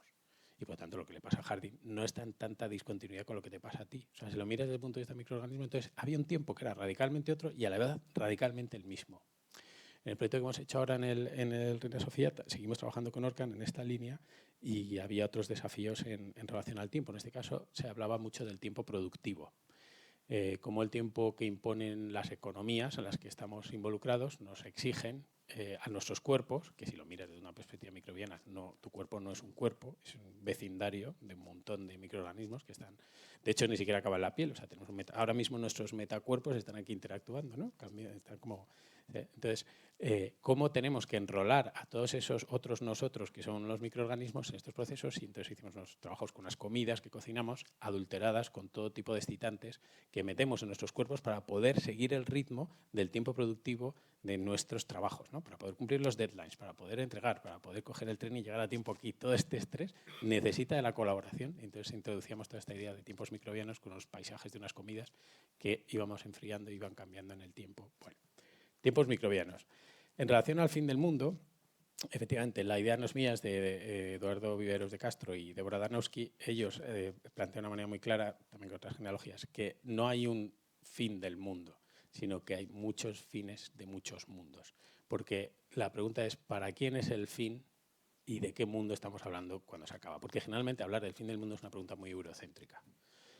O muy del norte global, vamos a decir, ¿no? No es que se acabe el fin del mundo, es que se acaba tu posición de privilegio de determinadas maneras, ¿no?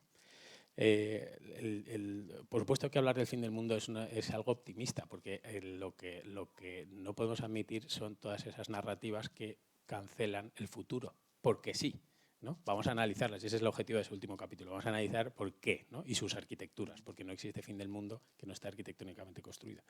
Pero ¿por qué es optimista? Porque en realidad la palabra fin, que es una palabra que tiene que ver con el tiempo, no es fin solamente como acabamiento, como que se acaba un tiempo y empieza otro tiempo, que es lo que significa, entre otras cosas, apocalipsis etimológicamente, sino que fin también significa finalidad, es decir, objetivo común. Hablar del fin del mundo es hablar de un proyecto de arquitectura global que hacemos colectivamente. O sea, hablar del fin del mundo es pensar qué futuros queremos para vivir juntos, es pensar en nosotros, ¿no? Nosotros juntos.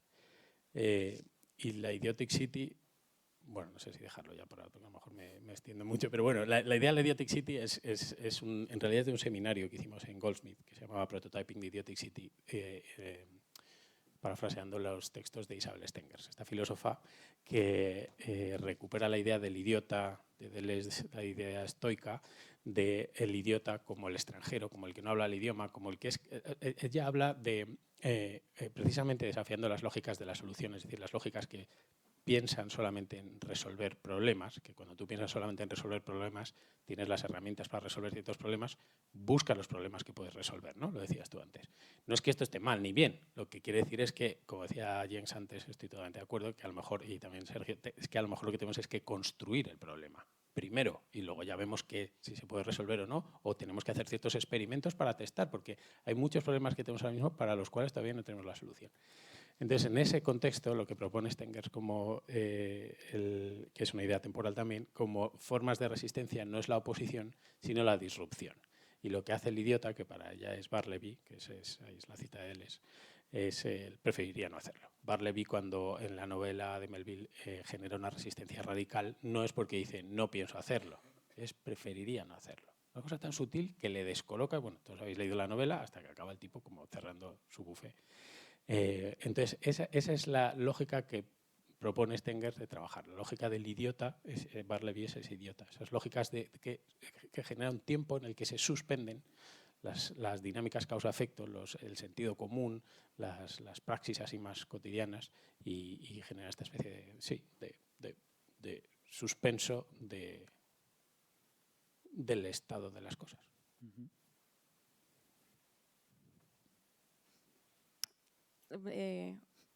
Ahora como recojo todo esto que mencionaba Uriel y desde el punto de vista de las obras premiadas, pero en general de muchas de las obras finalistas y de todas las presentadas, porque hay que reconocer que había un nivel muy alto.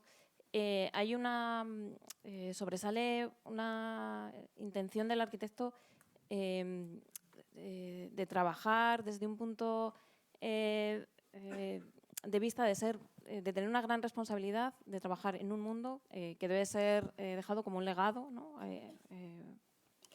Para nuestros descendientes. Y muchísimas obras, por supuesto todas las premiadas, tratan como esa línea temporal de no estamos actuando ahora, sino estamos actuando para los que vendrán también, ¿no? Para dejarles esto de una manera mucho más habitable.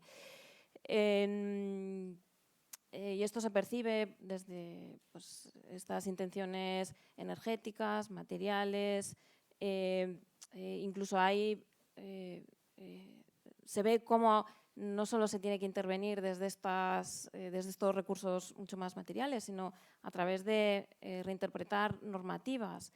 Por ejemplo, antes mencionábamos el caso de cómo transformar ciertas infraestructuras urbanas.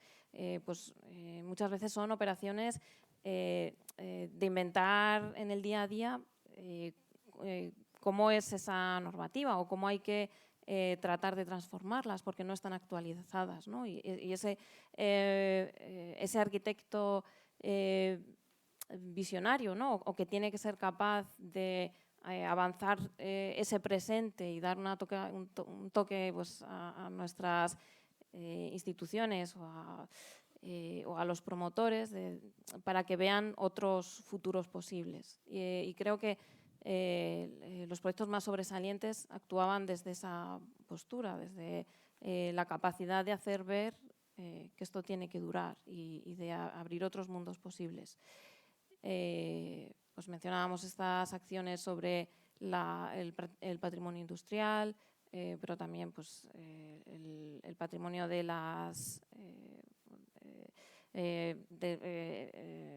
piezas en ruina, o acciones mucho más temporales, pero que trabajan también como en esa posibilidad de que eso sea una arquitectura efímera que puede ser llevada a cabo, ¿no? Que puede transportarse, puede tener lugar allá donde se quiera un evento festivo. Es como esta posición de querer actuar en una línea temporal muy extendida. Y eso me hace pensar que tenemos como esa capacidad de proyectar, que hemos aprendido mucho, y en el libro se mencionan muchos casos pasados, también presentes, pero es esta situación de que somos como resortes, ¿no? Capaces de entender lo que ha sucedido, pero con mucha intención de proyectarnos al futuro. No sé si alguno de los... Bueno, voy a interrumpir con un comentario muy personal. Respecto al tiempo, yo personalmente tengo una relación muy extraña con el tiempo y no me acuerdo de mis cumpleaños, de mi edad, y la verdad es que lo utilizo también como estrategia de protección a veces, tanto respecto a mi propio cuerpo como respecto a las cosas que estamos haciendo en el estudio. Pero el tiempo es como una cosa extraña. Yo me acuerdo en el proceso con el MUN, pues claro, nosotros trabajamos, todo el mundo siempre estaba preguntando en las conferencias, o los colegas, los amigos, ¿todavía no habéis terminado? Y yo no sabía muy bien, pues ahí haciendo cosas, ¿no? Y por supuesto, pues en el estudio pues hicimos muchísimas cosas en paralelo, entonces una cosa estaba informando en la otra y tal. Y la verdad es que en el estudio también tenemos la suerte de poder trabajar en diferentes tipos de proyectos, algunos son más lentos y otros más rápidos, ¿no? En el caso de MUN, pues sí es cierto que ha sido un proceso bastante particular. Para que os hagáis una idea, a lo largo de estos años, pues tuvimos como 3 directores de proyecto, de museo, ¿no? Y cada director pues vino con sus manías. El último era un director de ópera. Entonces, claro, pues vino al proyecto y necesitamos un auditorio 2 veces más grande. Pero al final, pues Jorge, había como ciertos momentos a lo largo de ese proceso en concreto que eran muy bonitos, ¿no? Y también demostraban un poco el poder de nuestra capacidad de ajustarnos a nuevas condiciones, porque claro, el proyecto el concurso lo hicimos en el 2008 y a lo largo de estos procesos pues, cambian directores, pero también cambian muchas otras cosas, hasta los presupuestos que cambian y los requerimientos y las maneras de hacer las cosas, bien o mal, ¿no? Entonces ahí en ese proceso pues cambió y nosotros cambiamos, aprovechamos, porque también es el arte de aprovechar esos procesos para transformar los proyectos, inventar nuevos programas, otra vez testear cosas y introducir nuevos ingredientes en ese proyecto, porque claro, quien empieza el proyecto con nosotros al final ya no está, entonces hemos aprovechado en hacer muchas cosas, ¿no? Pero también era un proceso interesante para entender a lo largo de este tiempo, pues, que había como momentos como de... Yo creo que, por ejemplo, la construcción del edificio, empezamos antes de empezar la construcción del edificio. La construcción del edificio, del proyecto dentro de la ciudad, empezaba mucho antes del proceso físico en la ciudad, porque con toda la discusión dentro de la ciudad, pues la verdad es que había como ese proyecto ha convocado como o ha recibido como un gran interés y una gran participación, hasta los taxistas o todo el mundo tenía una opinión sobre ese proyecto. Por eso siempre dijimos que el proyecto de alguna manera ha llegado a la ciudad antes de materializarse, ¿no? Ni hablar del momento cuando terminamos el proyecto en plena pandemia, se retrasó la inauguración, ¿no? Y lo que quiero decir es que quizá en estos procesos pues el tiempo también es una materia bastante relativa, porque pueden ocurrir muchas cosas y uno puede también manipular un poco esa materia a su favor, ¿no? Para conseguir ciertas cosas que uno quiere conseguir. Pero es cierto que solo hacer museos Munch no es una opción, no lo propongo, y la verdad es que es importante ejercer como el trabajo en diferentes escalas. Ahora estamos haciendo un proyecto para una sauna en Oslo que está al lado del museo, y es como totalmente lo contrario, y la verdad es que también es una cosa que es importante porque aunque las escalas son muy diferentes, y antes hablábamos del contexto y del impacto para el contexto, es muy interesante ver cómo una pieza de arquitectura tan pequeña, es una sauna flotante que está ubicado dentro del fiordo, como una cosa tan pequeña también puede contribuir, quizá no igual, pero muy parecido, a crear como un espacio de encuentro, un espacio público dentro de la ciudad, y todas esas ideas de interlocución entre la ciudad, la naturaleza, la historia, el futuro, el cuerpo individual y la sociedad. Todos estos temas, de alguna manera, pues en un edificio muy grande, igual que en un pequeño pabellón, en una folie, pues se pueden expresar igual o muy similar. Bueno, yo creo que con estas premisas que tenemos del caso del Museo Munch, quizás lo que hemos intentado con este libro, con este proyecto de investigación, era justamente buscar una vía de escape, ¿no? Una forma de jugar casi, porque mientras tanto pasa y el tiempo evoluciona y nosotros no tenemos herramientas, ni como arquitectos ni como planificadores, de aprovechar ese impasse. Y justamente por esto, analizando muchos casos estudios por Europa increíbles de casi siempre edificios que por el mientras tanto en este impasse estaban espacios en espera, ¿no? O sleeping giants, hay mucha terminología que define esos edificios, y cómo muchas iniciativas ciudadanas con la inteligencia colectiva han tenido la capacidad de encontrar respuestas temporales. Entonces es una forma como para dar posibilidades de una nueva vida real a través de una metodología que realmente no está normada. Yo siempre digo, yo soy italiana y en Nápoles todo es posible porque todo se erige sobre la inteligencia colectiva y sobre el sentido común.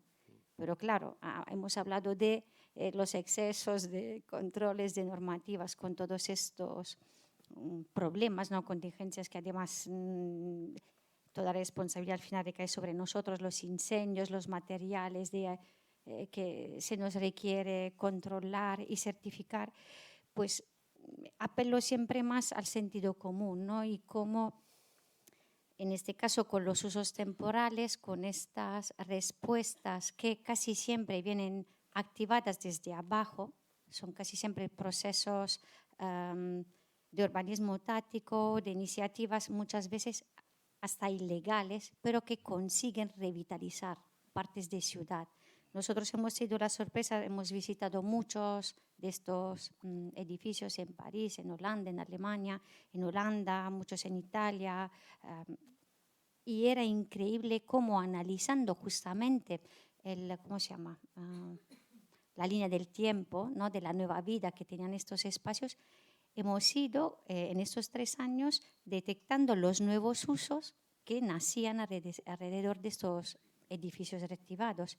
Pequeñas bodegas, pequeños espacios de arte, pequeñas librerías, pequeños restaurantes. O sea, son iniciativas que no se erigen sobre ninguna norma, que más bien no están en el marco de la ilegalidad, pero que tienen la capacidad de reactivar partes de ciudades. Y nuestro intento ha sido pues, definir cuáles son los pasos comunes que hemos encontrado entre todos estas best practices que pueden llegar a una municipalidad a permitir estos usos temporales. La gran pregunta es hasta qué punto se pueden definir temporales, cuál el plazo de la temporalidad. Al final las conclusiones son que muchas veces el beneficio viene dado de acciones a corto plazo que justamente tienen la capacidad de activar procesos a largo plazo. Son estrategias muy experimentales, pero creemos mucho en ellas, ¿no? Yo creo que estamos aquí un poco todos apelando al sentido común, ¿no? Apelando también a la experimentalidad en los procesos de construcción o de construcción de espacio público que no necesariamente deben responder a normas. Y yo creo que estos espacios, ¿no? las bienales, tanto en España como en Italia, justamente tienen la capacidad de apelar a las instituciones, ¿no? Para acoger procesos experimentales que mejoran no solo la arquitectura, sino fundamentalmente la calidad de vida de las personas. Tengo tiempo. Bueno, no mucho, pero sí. Lo estiramos. Bueno, sí. A ver, contexto, medio y tiempo. Estamos buscando nuestro sitio, ¿no? Está más que claro. A ver, el tiempo en el fondo es algo imperceptible. En el fondo lo que estamos viendo siempre son los resultados, ¿no? Es esta idea tan bonita que apuntaba Chillida, ¿no? Que decía que no había visto las nubes sino el viento, ¿no? O sea, que no había visto el viento sino las nubes moverse, perdón. Y no había visto el tiempo sino las hojas caerse, ¿no? En el fondo estamos recibiendo siempre esos resultados. Hay un historiador, nos interesa mucho, hemos tratado mucho el tema, era Fernand Braudel, ¿no? Que no hablaba de un único tiempo histórico, sino más bien de estratos, de distintos estratos. Y hablaba de 3 estratos. Uno era el tiempo de larga duración, los has apuntado, Ray, muy claramente. Otro era el tiempo medio de la coyuntura, el tiempo en el que estamos, este medio plazo, ¿no? Y otro era el tiempo corto y el breve del acontecimiento, ¿no?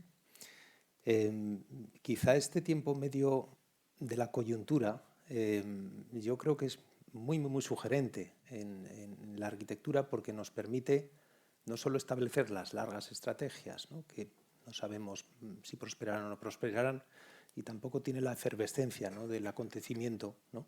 Que muchas veces es previsible. Quizá este tiempo corto de la coyuntura nos exige establecer estas estrategias, pero también a su vez dar paso a la acción, es decir, desarrollar acciones y empezar a analizar esos resultados. Quizá en este sentido parece que es tan interesante precisamente el lema de esta Bienal, en el sentido en el que nos está planteando los problemas inmediatos que son también herencia de lo que viene pasado y que nos va a anticipar un futuro próximo que vamos seguramente a percibir. Nosotros en Ruesta trabajamos con el tiempo, básicamente ese fue nuestro material de trabajo. Y en el fondo eran los tres tiempos. Luego lo percibes, pues, hablado de esta ruta, ¿no? Que hace más de 1000 años transcurre por ese lugar y de tantos y tantos tiempos que han pasado por ese lugar. Es decir, esto también nos dio una gran enseñanza, era nuestra posición relativa en todo esto. Tendemos siempre a pensar que nuestro momento es el mejor o el más importante, y no es así, ¿no? Ese camino de Santiago que tiene 1000 años lo han hecho todos los que por ahí han pasado, cada uno de ellos con su tiempo, ¿no? Ese tiempo de largo recorrido a su vez se mezclaba con un tiempo extraño, que era este tiempo que hablabas también de una construcción, de una presa que transformó por completo todo ese territorio, ¿no? Y un tiempo además que estaba congelado, era un tiempo que duró 30 años, la construcción de esa presa, ¿no? Y que nos hace pensar también en las sensaciones, ¿no? Esta provisionalidad de la gente que vivía allí sin saber o sin esperar realmente que un día les fueran a decir hasta aquí hemos llegado, ¿no? Ahora tienes que ir a otro sitio y empezar otra nueva vida. Eso genera una sensación de provisionalidad también realmente alucinante, ¿no? En la gente que puede estar viviendo allí. mezclamos todos esos tiempos y el tiempo nuestro que llega allí con esa coyuntura, ¿no? Y apareció un concepto muy interesante que era una especie como de centrifugado, ¿no? Como si hubiéramos metido toda una lavadora y todos esos tiempos empiezan a mezclar y empiezan a aparecer cosas súper interesantes, ¿no? En el fondo, en el proyecto de las ermitas estaban todos ellos. Estaba ese tiempo de la larga duración que había registrado al final su presencia, pues como decía Chillida, en su caso eran una materia, eran un montón de piedras que habían quedado allí, ¿no? Era también en el uso. Yo creo al principio hemos hablado de eso, ¿no? Como el registro del tiempo en la arquitectura no solo se produce en la materia, sino también en la aparición de nuevos usos, en la desaparición de los usos que ya existían, ¿no?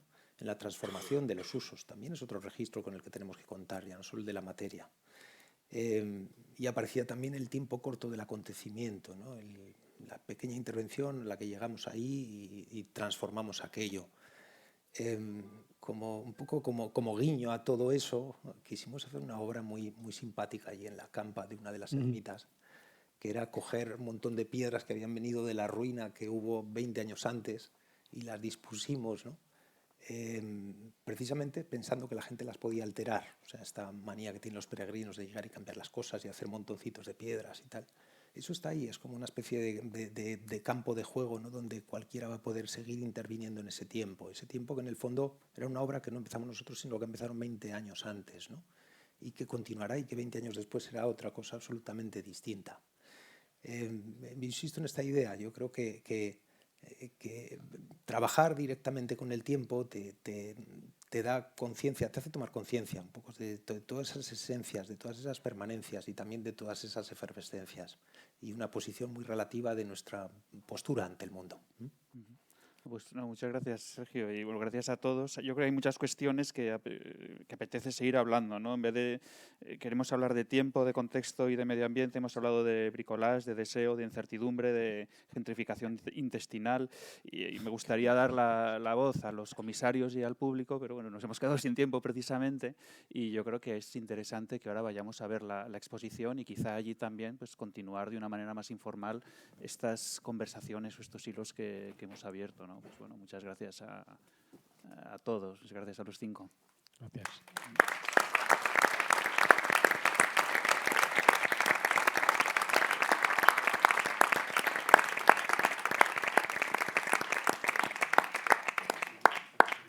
Sí, la exposición está en la segunda planta, entonces, bueno, pues desde los ascensores que están aquí justo a la salida o por la propia escalera, nos vemos allí y vemos juntos las cajas